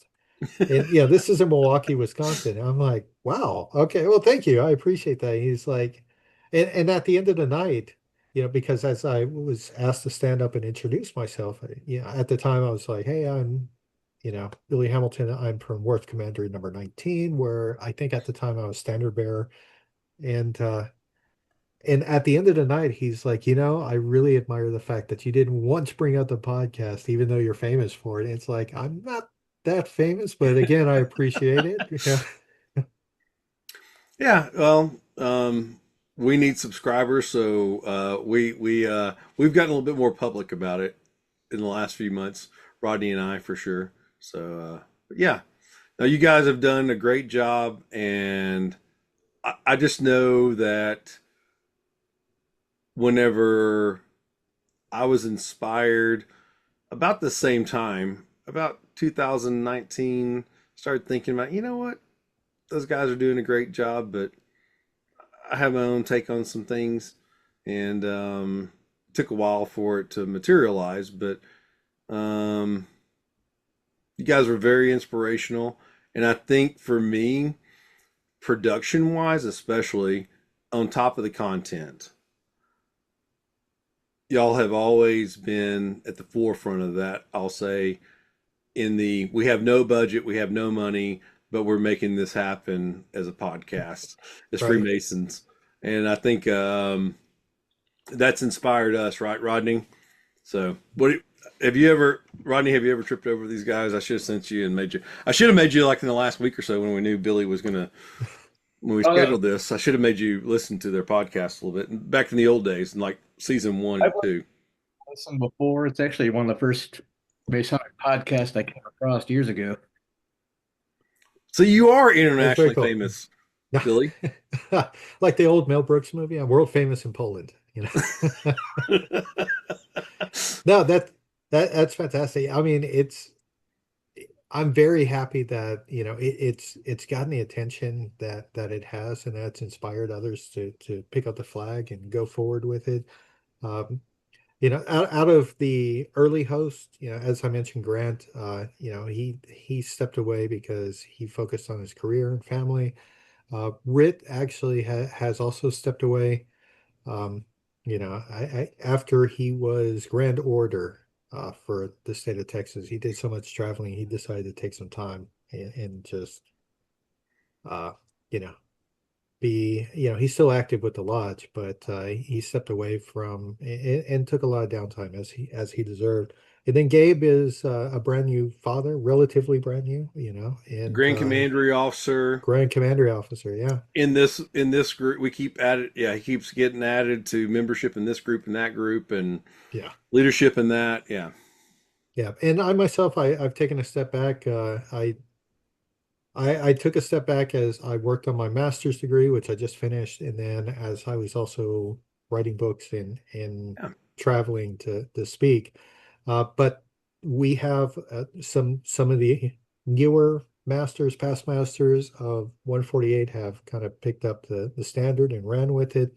And those guys are doing a fantastic job. Evie Kirkendall, Sean DeBon, Yep, yep. And and yeah, Co- Brandy uh, Patton and Cody yeah. Cox. Thank you, Cody. Like I Yeah. went blank. Yeah, here I had my on air on camera and blank out. Yes, yeah, Yeah. Cody. Yeah. So I got to hang out with those guys at the summer solstice that y'all had back in June, right? Yeah, June. Yeah. And so June 21st. yeah, and so they did a phenomenal job with that event. And then we went out afterwards, Rodney, for the obligatory. Oh, we're gonna go just have one adult beverage, and then everybody's gonna go. Hmm. 4 hours later, maybe more, we're like, "Where's your parking ticket at?" Like, it's kind of we're in downtown Fort Worth at at a very famous spot to be at, and yeah, it was like, oh, we were having such a good time. Evie had just, I think he had just finished seminary, or maybe just gotten into it or something, and so Then there's he, a lot of cool stuff to talk about. yeah, he would have been wrapping up. So yeah, Revi Evi is what we call him, right? Because he is now a reverend. Yeah, so there's a lot of cool stuff, and even though there were different people and different faces there, Billy, Hmm. I still felt like I was at Fort Worth 148, by the way, Yeah, which is a positive thing. I think you should, here I'm saying it on like national television, YouTube, but yeah, it was definitely the same spirit of things. So yeah. We've been blessed to have some very eager and active members throughout my entire time there, and they are an example of I think those guys are the heart of 148, right? So yeah, but that I mean, I've been lucky, just like you and I both would sit there and say, man, if I hadn't been a member of this and this and this and this hmm, early on at this point 20 something years ago and had this mentor and all, it just I wouldn't probably be in the spot that I am. It's not that I've done anything, it's more of me just kind of grabbing on to what was our just the it's like you and I are both from areas where a lot of people do water skiing, and all you need to do is just the boat's already cranked up and going, just grab onto the rope and just hold on yeah. and fall in the wake, right? Yeah. So speaking of that, you're got a chance a couple years ago, to do the High Council meeting in Louisville, Kentucky at the Brown Hotel, Yes. and for SRICF in 2023, and Yeah. got published. Also, did a presentation, got published, kind of the whole enchilada there. Yeah, so the ad lucem, yeah, the paper that I presented was submitted for the ad lucem, and it was selected to be published. It was so SRICF High Council. I remember talking to Jamie Paulin because he spoke right after I did, so no pressure, right? To do a good job. Uh, but we were talking afterwards in one of the hospitality suites, and he's like, I love coming to High Council. It's like the Super Bowl of masonry, esoteric masonry, and it's like I feel the exact same way. So if you are a member, and I would highly advise if And you that's have the the chance Masonic to go to High. Rosicrucians. We've kind of not said it, but yeah, I Yeah, mean, kind of the layman's term is Masonic Rosicrucians. You have to be invited as a Christian Freemason to join a college in your state. yeah, Did I say that right? And so, if you've done that, then um, anybody and everybody, you may not be able to vote, but anybody and everybody can go to the High Council meeting and be and a it's part of that. and it's worth it to hear the presentations. So Yeah. if you go, stick around for the presentations because they are the best part. You will, I guarantee it will be fascinating stuff. And there's lots of good adult beverages to drink in Louisville, Kentucky, I heard at some point. Well, I hear they're famous for a certain type of whiskey. That originated kind of in America from Scots Irish immigrants. Yes, I agree. Yeah. So, Yeah. but yeah, I mean, that's the icing on the on top. It's not the reason you go, but it is definitely something to help make it memorable. And some of the conversations that you have in the hospitality rooms are, they're fantastic again because you're there with other esoterically minded Masons. Lots of great conversations in the hallways and in those rooms. So Masonic Week's the same way. Yeah, It's an amazing gathering of this interpretive, symbolic, contemplative. What other labels can I put on them? I mean, probably in a bigger group, right? It may not be as concentrated as High mhm. Council, but Masonic Week, there's just such a head count, and if you can't find an interesting conversation being there for 2 or 3, 4 days. I need to pray for you, I think. I don't know what else to do. Well, in taking a look at this, actually, I was looking at this. So this was the paper. This was not the same paper that I gave the presentation No, at I High know. Yeah. Council. I mean, I I was just trying to highlight kind of this year of your no, similarities. Yeah. what's interesting is so in Texas College, in order to be moved to the second order, right? So to Right. become one, The fifth grade. Yeah. yeah, the fifth or the seventh, then you have to present a paper. And mine was on the two Kabbalahs, which is what's published in Ad Lucum there, and it's comparing the Hermetic, for lack of a better word, Kabbalah with the Lurianic Kabbalah, right, of Isaac de Luria, and comparing it with what was later written by Reuchlin, and so the Hebrew Kabbalah with the Christian Kabbalah, if you would, and there's a lot of admixture between the two of them, but that was the basis of my paper. So that was I gave that here in Texas. My presentation at High Council was actually on the Kabbalistic invocation of um, the Kabbalistic invocation of Solomon, and breaking it down line by line and looking at the possible influences on Eliphas Levi, who was the first person known to have published it, because Levi considered it the cornerstone of his magical practice. And so that was what my presentation was on at High Council. Just looking at it, and there's a lot of fascinating information that goes into it.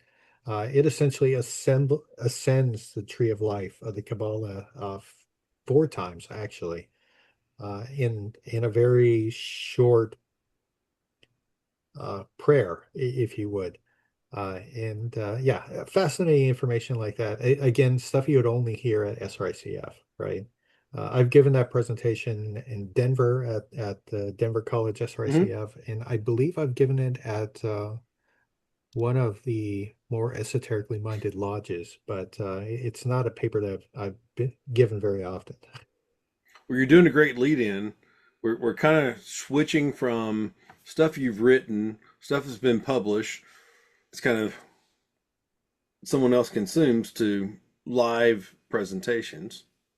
Yes, And yeah. So so you got the opportunity the last couple of years um, in Masonic Week.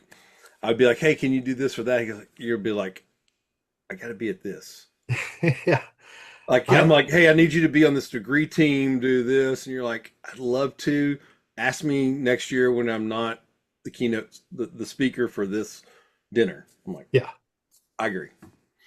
Yeah, I've been incredibly blessed to have been invited. So this was at the final banquet that they had for the Masonic Society, and they asked me to speak, and I spoke about the Charter War, as mentioned before, between Major John Melville Allen and Samuel May Williams. And on this one, it really is kind of combining two papers together to highlight kind of the life of each man and how there were so many similarities between them, but they still got crossways, right? As we say here in Texas. Uh, and it led, Sideways, yeah, sideways.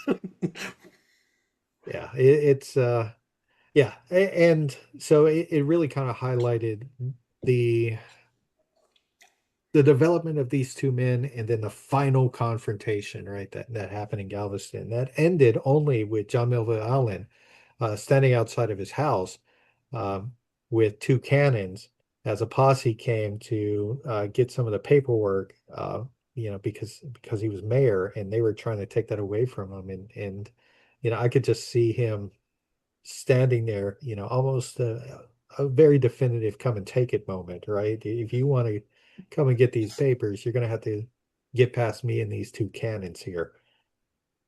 Yeah, and it took an armed posse to finally resolve that situation peacefully. And Allen continued to serve as marshal for the region.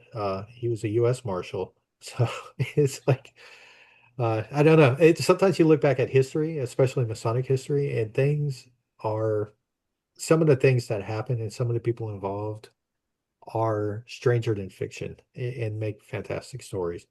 So that was the presentation I gave at, that was the first time I spoke at Masonic Week. It was the last, uh, I was the last speaker for the Masonic Society. Oscar Allen had asked me to speak. That was right after we had the big kerfluffle here in Grand Lodge. Just a couple of weeks after that, not to go too much into that, but um, we had a deputy grandmaster that was not advanced. And at the end, I remember Oscar asked me, alluding to what happened just a couple of weeks before, uh, you know, would you say that conflict still exists, right? And I said, well, because the deputy grandmaster who wasn't advanced was sitting right there in front of me, right? So Of I didn't course. want to, No, yeah, yeah, I've lived those days. Yes. yeah. So I said, I think what needs to be taken away from here is that we can have strong personalities, right? We can have Masons who are going in different directions, but at the end they come together for the good of Masonry. Thank you. Good night, tip your waitress. Yeah. No, it's yeah, and so and notoriously, sometimes Rodney will try to bait me into, um, well, what happened down in Texas, and he'll want me to retell a story from my point of view, and I'm like, no, we're not. Pin and Compass. There's other Masonic podcasts that have Texas Freemasons involved with them Mhm. that want to explore that, Billy, and we don't have time for that on Pen and Compass. We want to talk about esotericism. We talk about things that are not normally highlighted in other areas. Yeah. So yeah. Yeah. Let others talk about the politics that, supposedly don't exist in Masonry. So another Masonicon, Guthrie, Oklahoma, Yes. connected to the Yeah. Grand Lodge up there. Yep. This was really special, right?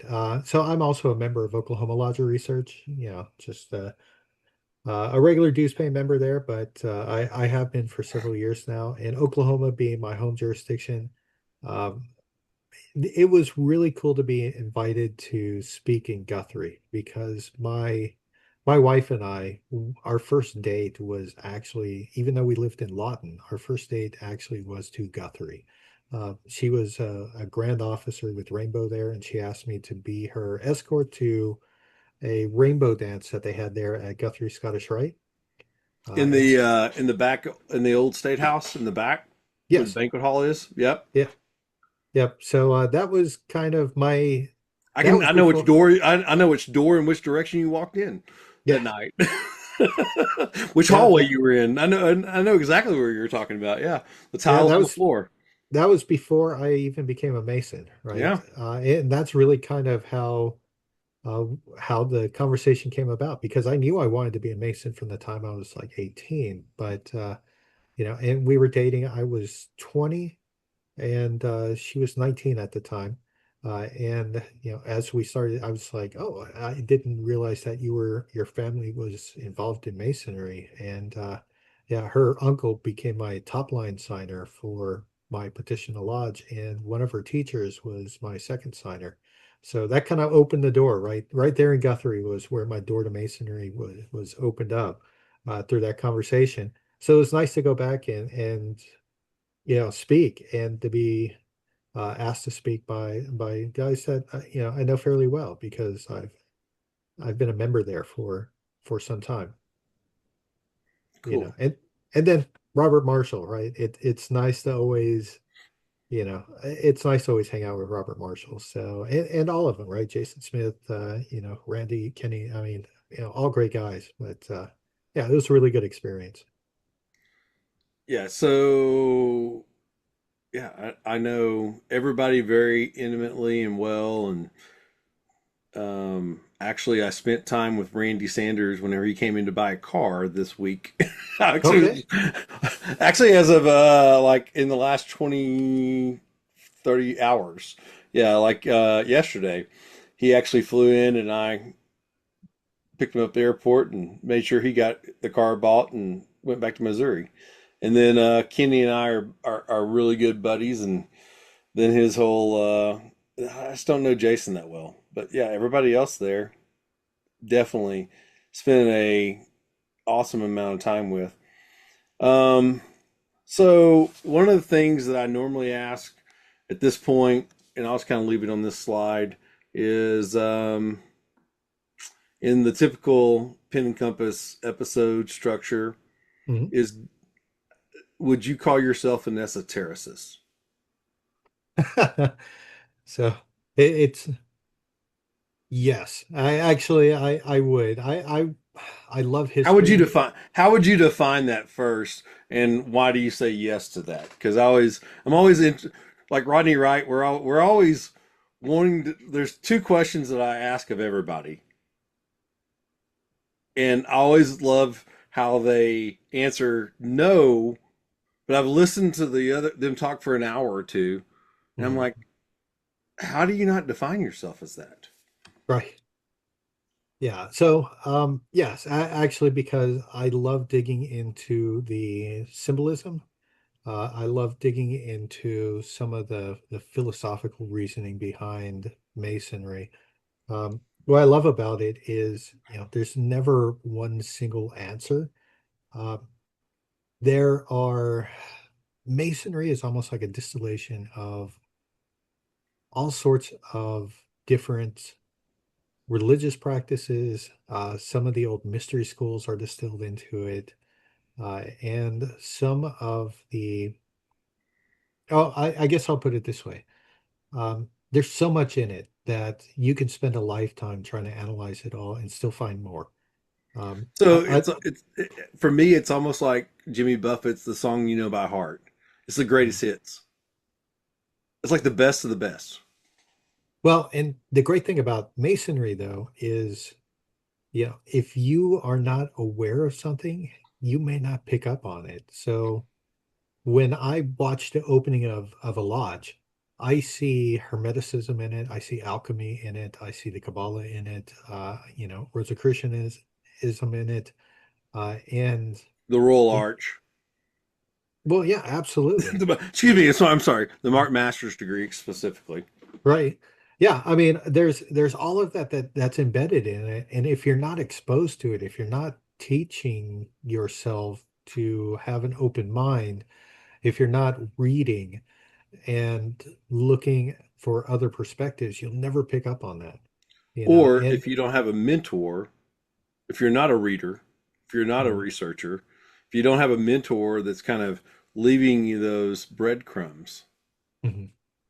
that's what I like to do at this position in my life is kind of find those guys and I'm like, well, I'm going to get you right up to the answer and then shut up. Yeah, and a lot of times, the Masons involved in these may not even have an awareness of it. I think one of my favorite podcast episodes that we had was Lon Milo Duquette, right? Who is Deputy Grand Master of the OTO. And, you know, don't get me wrong, I'm not promoting the OTO because I know some people they do it and some people they don't. Some people have problems with it, some people don't. And the So OTO, what do those letters stand for? the Ordo Templi Orientis.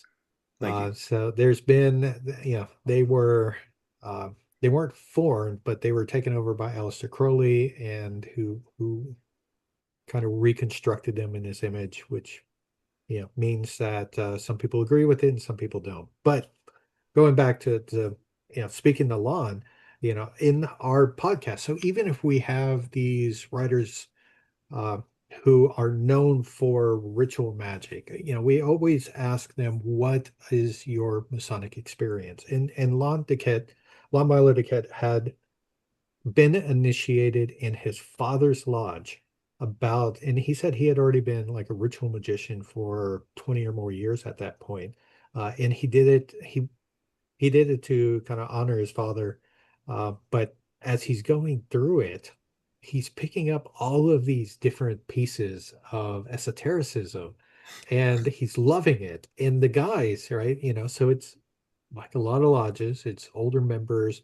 guys who haven't really dug into the meaning behind the ritual. But they know it word for word perfect. They know it by heart, and they continue to do it, and they keep stopping and apologizing because they're like, we're it's old words. I know it doesn't mean much to a lot of people, and he's like, no, he's like, this is fantastic because you don't realize that you have been holding on to a treasure and you haven't even known the worth of it, it or the meaning behind it, but you've been holding on to it for someone to come in who sees it. And yeah, and as I thought about it, I thought about the biblical passage where, do not put, pearls before swine, not, trying to disparage anybody. I'm just saying that, because you can hold if you get something special, the person you're giving it to may not understand it, or in this case, the person who's giving it may not even understand what it is. uh and another passage from the Bible that talks about, will be seen by those who have, with eyes to see it. It's like you have to Here's have. here, and I think it's actually Jesus kind of. I think he's afterwards. The disciples are talking to him in one of the Gospels, and he says, "Well, let those who have ears hear, let those who have eyes see." I mean, Exactly. I'm kind of freestyling here, but that's what I think of whenever people say something to me, and I'm like, well, you know, at least they know the ritual to that well. They Mhm. instilled that in you. They corrected you. You know it down to the syllable and even the breaths in between. And there's nothing wrong with that. And so, how can you distill that down or whatever if you don't have the prime material to work with? Well, and I think because it can be preserved, right? uh and and I think that's the important part of masonry, right? And and I know we could say, there's no innovations in masonry and the ritual hasn't changed, but we know the ritual has changed quite a bit over the intervening centuries since it began. But the fact is that even with all the changes, even with I mean, if you go jurisdiction to jurisdiction, you see changes in there. But even with all of that, it still maintains this hidden knowledge that's buried in it. Um, and someone may be a Mason for 70 years and not see it simply because they haven't been exposed to some of the symbolism. And someone may walk in off the street who has been exposed to it and just have their mind blown by this explosion of knowledge, right? As they recognize what they're seeing, and not to say that either one of them's right, but for me, I think being an esotericist is having that curiosity to look into it, right? And ask the questions, why do we do this? Why do we say this, right? Why do we circumambulate? Why do we use this certain phrasing? Why do we, you know, make this sign? You know, why do we have this symbol? And I think that's part of it is having that curiosity. It's not. I call it artist. I've tried to promote the thought of calling terminology as artistic curiosity. Yeah, There's an art to it. It's not all science, right? And it's not all like kind of folklore. It's like there's an art to it. Anyway, yeah, yeah. Rodney, Billy, and I have we know obviously we know each other. We've proved that we've been around each other for a few years. What do you got? Well, I like how you pointed out what Lon Milo Duquette said, that we're carrying this treasure, even those that are not esoterically inclined. Uh, Eventually, they're like right now, the floodgates are open, and a lot of Masons that are joining right now are hungry for that esoteric knowledge. And it's been there all this time waiting for them to uncover. And that's the beauty of Masonry itself. And that's what I have to add. Yeah, it's very true, right?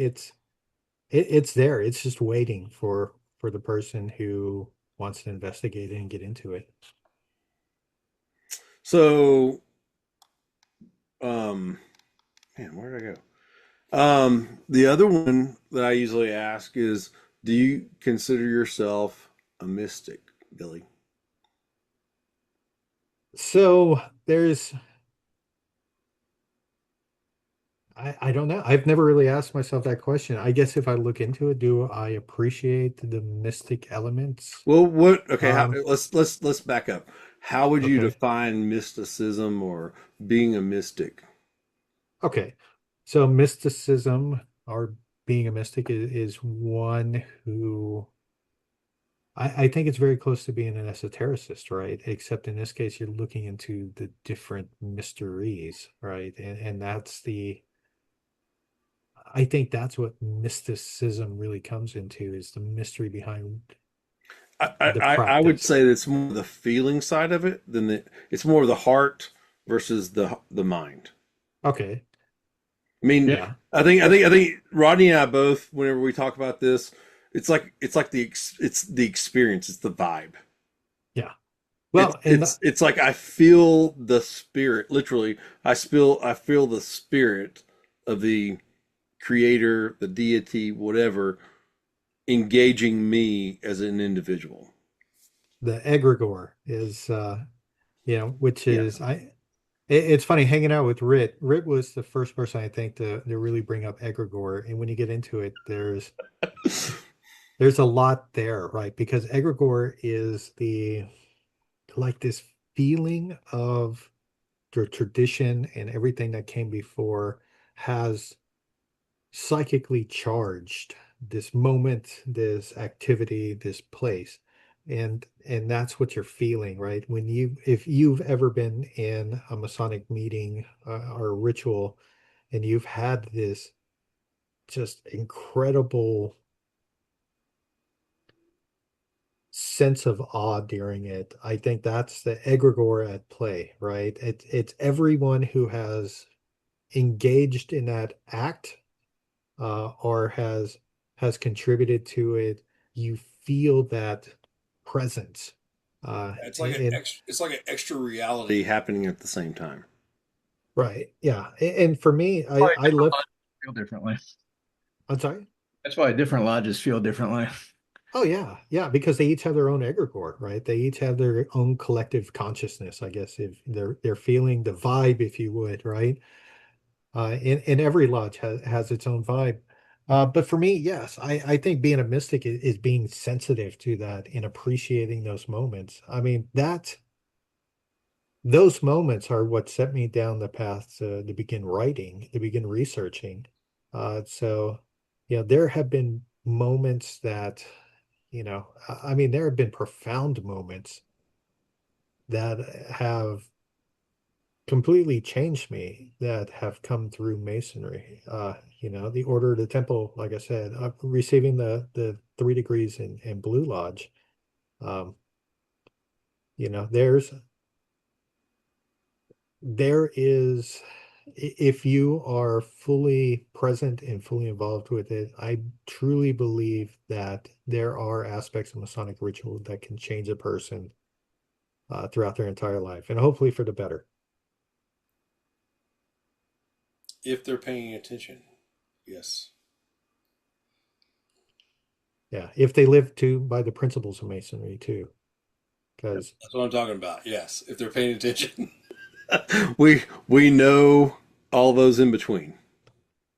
Well, well, We've experienced all those in between. even the simple act of memorization, that's a great tool for expansion of consciousness there. yeah.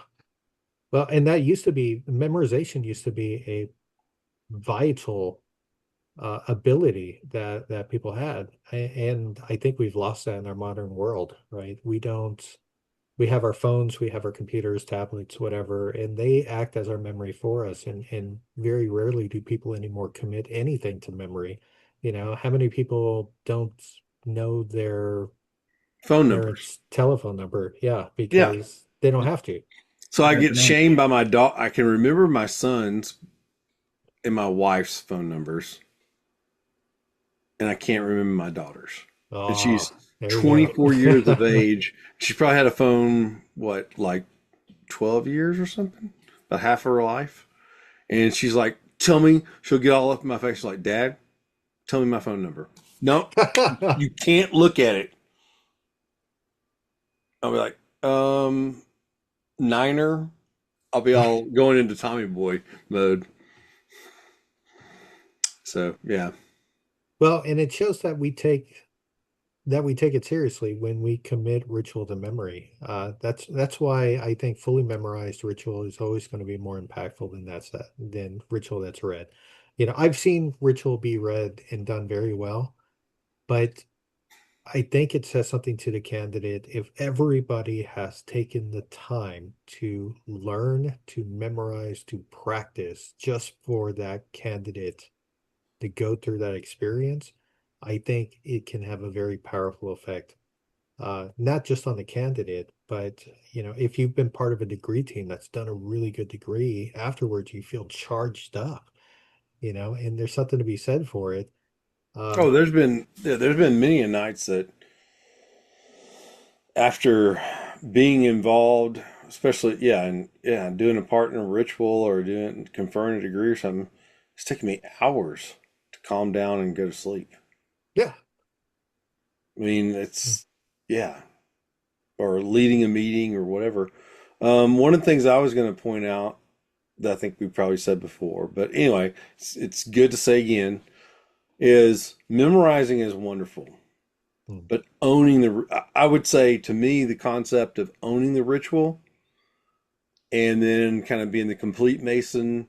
You and I have kind of talked about this a lot on this particular recording session, but being a complete Mason and being involved in the Blue Lodge, in the York Rite, and in the Scottish Rite, and not kind of limiting your. I mean, think about your level of engagement if you'd only been Scottish Rite or if you'd Mhm. only been York Rite. Billy. I mean, even us, like right, like, and how many times we've done degree work together, and if you're sitting over there in that chair, let's call it core. I mean, like we could just waste a lot of time on this podcast just going through all the times that you and I have done a degree or something together. My gosh. And but we own it, right? Even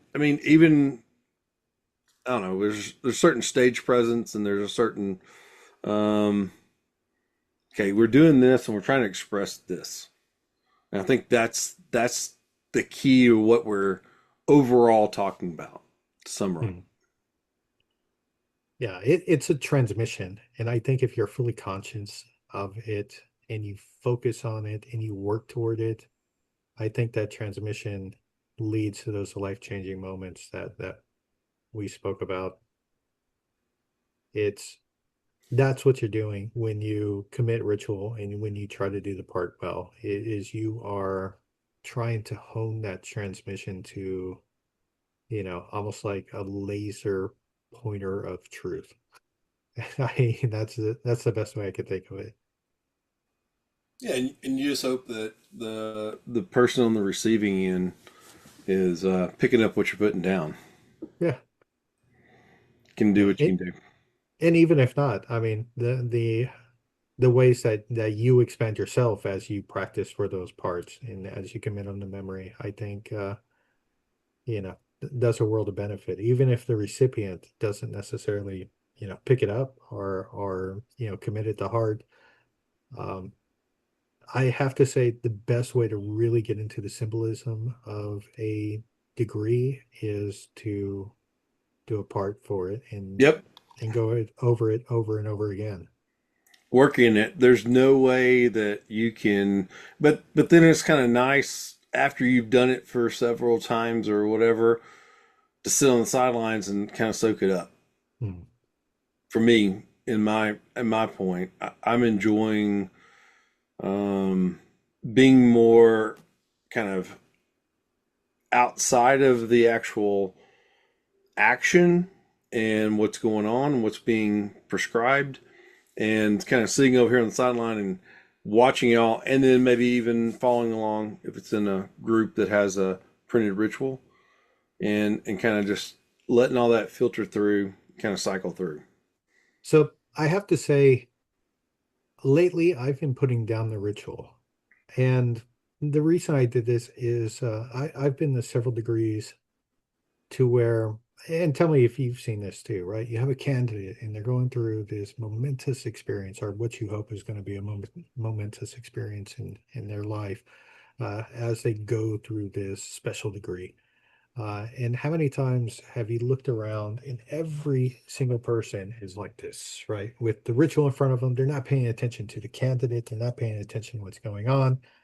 Um, and that started striking me as kind of wrong, right? So this is supposed to be a special moment for the candidate. Everyone is assembled for the candidate. Mhm. Why are we not paying attention to the candidate? And so I've started closing the book and putting it down and and being focusing on being fully present for the ritual, Yeah, right? and yeah, and I think you get after you, but some people are still in that mode of they're still trying to get there, Billy. They're Well, still they're still in step 1 through 5. yeah. I mean, if you And are, I'm not saying you and I have elevated. I mean, right? Yeah, it's what you need to be doing for yourself to a point. You know, don't be disturbing to the candidate. But I get you. Yeah, if everybody's looking at their phone and they're or they have their plain English ritual following along, yeah, what's the purpose to it? well, and it's kind of weird. I was thinking in that the first time it came to me, I was thinking of, yeah, like the new Mad Max movie, right? You know, where you had Immortan Joe and all of his people, and they're like, "Witness me," you know, and I'm thinking no one's witnessing the candidate, and so I remember at that moment, I closed the monitor, I put it down, and in my mind, I'm thinking, I'm here to witness you, brother. I'm here to witness you. Yeah, That, Rodney, So you got any take on that? that way you can enter Valhalla all shiny and chrome as the movie goes, right? that is a great point. The concept of the witness, and that's a important part of the initiation itself too. Those around you. I mean, we're all emitting an energy as well and partaking, even in silence. So, and that's Yeah, and that yeah. goes alongside of kind of ancient and biblical practices also of and even the verse in the Bible that says where two or more are gathered in his name. I will be there among you. Yeah, it's There'll be a manifestation that's talked about. So yeah. well, I think It's we've covered everything we want to cover. Like no, I'm going the wrong way here. Like oh yeah. Like we had a couple more things to cover. The Beehive lecture, yes. Webb Masonic Lodge earlier this year. Um, you got a chance, and I've been blessed to be invited to be a part of that. And we're kind of dueling banjos over there. Robert William Marshall and some other folks. We love whenever Mark Myers, Mark, if you're listening to this, we love it whenever you invite us to come and speak and challenge us to engage folks. So I got a chance to come show up and support you and get educated on what's going on. What's your next thing for Lewis Masonic Publishing? You talked a lot Oh, about that night, so I'm excited for you to kind of expound upon that if you can. yeah, absolutely. So this was a so I went over the astrological master. As I mentioned before, when for the English brethren who came up with the Order of Ishmael, they were involved in like 66 different orders. When I went back to England the second time, I did some research at UGLE, and I looked for a lot of those orders that they mentioned, and I was able to find a good number of the ones that they mentioned in their letters, as well as some that aren't even mentioned in their letters, right? That I had no idea existed because I was looking based on the collections of the different members of that order. And so I have about 1,100 pages of forgotten ritual that is not performed anywhere else, as far as I know. And this is one of them, the Astrological Master. And this is essentially a retelling of the Master Mason's degree from the perspective of astrology. And so the the main I don't want to go too much into the ritual because I have Basically, the no 12 idea. signs of the zodiac overlaid on the 3 degrees, or no, just the Master Mason's degree.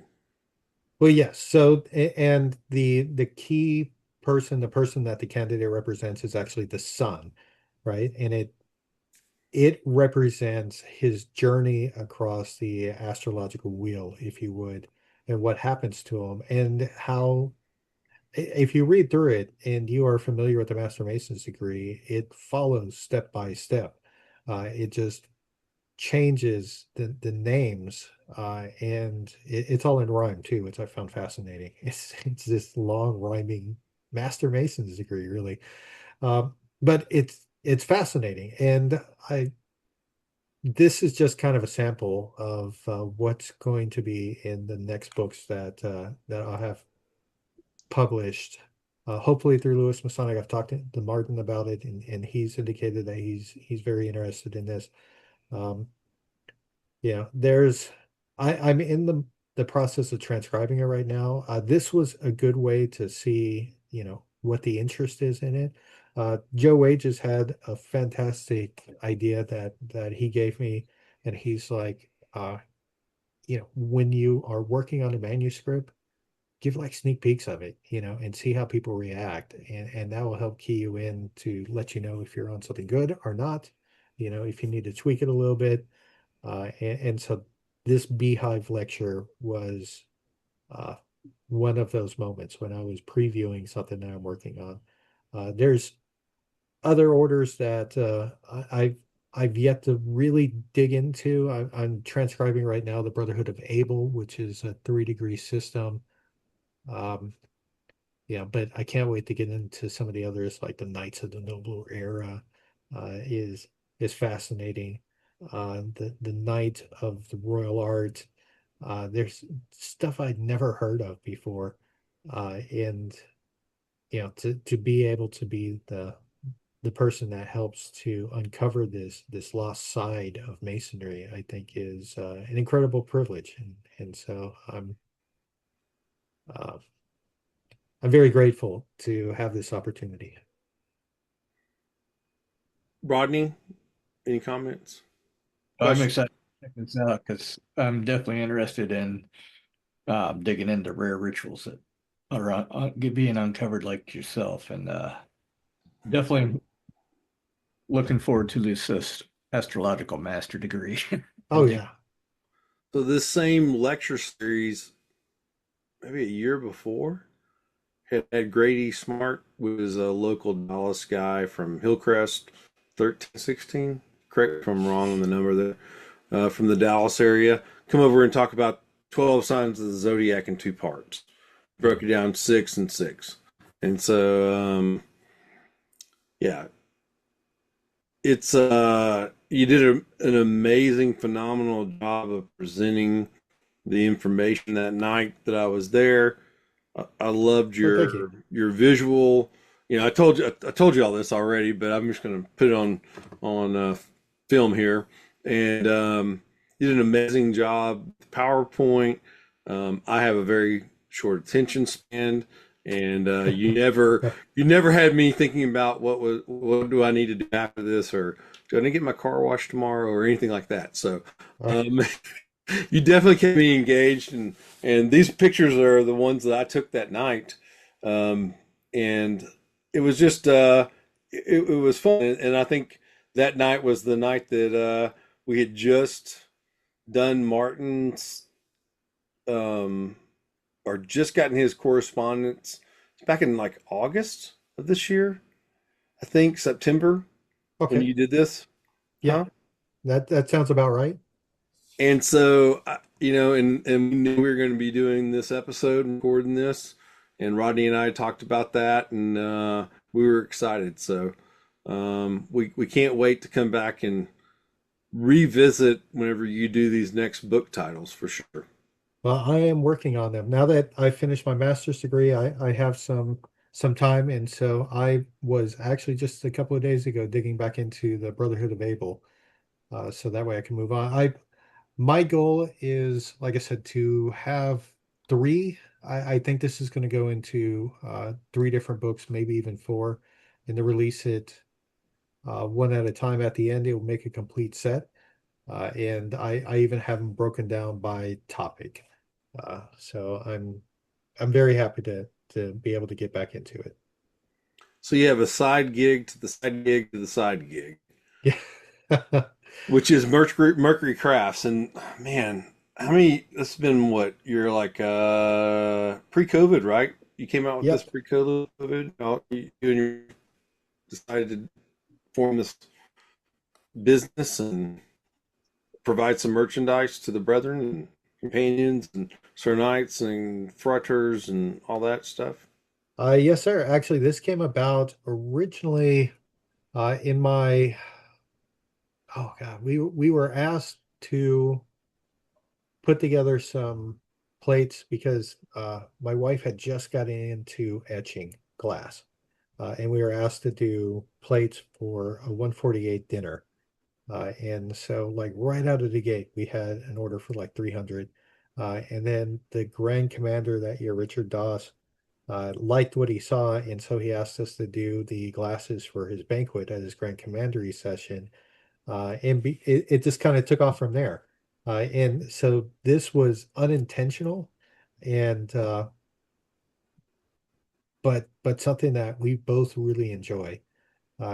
Some of the items here you see, so like the portal wands, this was kind of a way for me. I've just started being able to make like wands and staves. And so those are based on the descriptions of the Golden Dawn portal officers' staves, right? The elemental triangles, the chief adept scepter. So those are all from SRICF. And so we are kind of an official provider, making these regalia items that are displayed within a college for colleges really all over the world. I mean, we've sent our items to Portugal, to I know there's a lot of colleges in Latin America that use them and all over the US. So it was a like most things, right? You do it and you don't realize the response you're going to get. I mean, there used to be manufacturers who had entire catalogs making stuff like this. Nobody makes stuff like this anymore. Nope. Yeah. You So, dig into any more like Golden Dawn implements at all? so I haven't really gotten too much more into it, but I have done like some FRC stuff for like the Wade's Rosicrucian Order. Okay. I've done some Martinist stuff for Martinist chapters of different actually lineages, I guess you would say, for that, as well as just about everything Masonic. I'm gonna have to hit you up with some put some orders in myself soon then. Yeah, absolutely. Always looking to be challenged. The items you see on the bottom here, Yeah, we I have. mean, I didn't. I just did this one little screenshot, Billy. I Yeah, should have no, done two, like the whole website, but we could go to that. But anyway, I don't want to take time to do that. But anyway, yeah. yeah, So I mean, and yeah, mercurycrafts.com is her website. And if you don't see it, reach out. I'm always happy to take a look at something and see if we can make it. But we are, I guess, official vendors. We have permission from the SRICF, um, from Red Cross of Constantine. So that's what the Sovereign's baton is on the bottom left there. So we have permission from them. We have permission from AMD. And so because of that, you'll find us at Masonic Week. We'll have a booth there. We've had a booth there, I think, this is going to be our fourth or fifth in a row. I think Uh, fifth. I would say fifth-ish. yeah, yeah. 2020. I think you came in 2020. Whenever I think you and I kind of started both coming in 2020. SRCF High Council. We have, sometimes we're the only booth there, but SRCF High Council, we're always there. We've been to the last two triennials of the Grand Encampment. Uh, and it's been great. It's been fantastic. We've provided um, items for the Grand Commandery West Virginia, for the Grand Council Royal and Select Masters for the District of Columbia. It's SRIL, SRIA. It's amazing the response we've gotten so far. So as with everything else, it's something I did because I'm a nerd, and I was surprised when people were like, "Hey, we're interested." So, Excellent. You're definitely doing great work. well, thank you. I appreciate that. Yeah, I just can't help myself. Like I said, I'm a geek, and so I will get into geeky things. This is a part of our background, and we probably we probably are in 1,000 other Facebook posts, but this is a picture whenever probably one of the first times you and I were involved with this, but 24th degree, Fort Worth Scottish Rite. I think we used to do the 13th degree together with Yeah, Jordan Rowland. I think that's no, I was like Matt Fisher who isn't in this picture. But anyway, yeah. So there's Rick Moore on the right hand side of the screen, and that's right. The man, the myth, the legend that we've referred to several times in here. He is the there's a one couple on other the yeah. bottom There's right. yeah, the man, the myth, the legend. But yeah, we had this degree team, and in our building, the way it's set up, door behind building is where you would go on side stage. And Yep. so we're waiting for the 23rd degree to finish up. And we're about to walk on stage in full costume after we'd gone up to the fourth floor and done all that. And then put our mics on and rolling out there to make it happen. Yeah. And we had that was probably some of the most fun days in all of Freemasonry in anything I've ever done. And that particular room right there, in costume, you're like massively nervous, and obviously some of us are wearing like hideous costumes and really kind of we're letting ourselves go for sure, right, Billy? Yeah. In those days, and yeah, it was an amazing time for Well, sure. when it comes down to it, right? If you're not having fun, why are you doing it?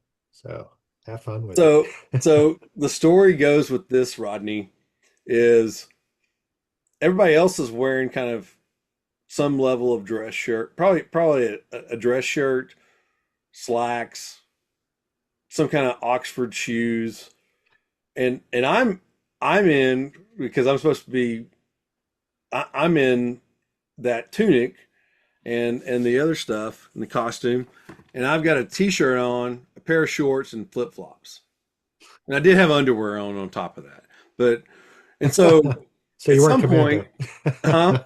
You weren't No, I commando. wasn't going commando. And at some point, either in this iteration or another time that we were conferring this, and different people being involved, I was being made fun of because they started like, oh, look at Jeff's legs, he needs to shave, and all this kind of. Where's his purse at? And they started making all these like comments and stuff. And I just basically said, I got got up to a certain point, and I said, look, it's Saturday afternoon.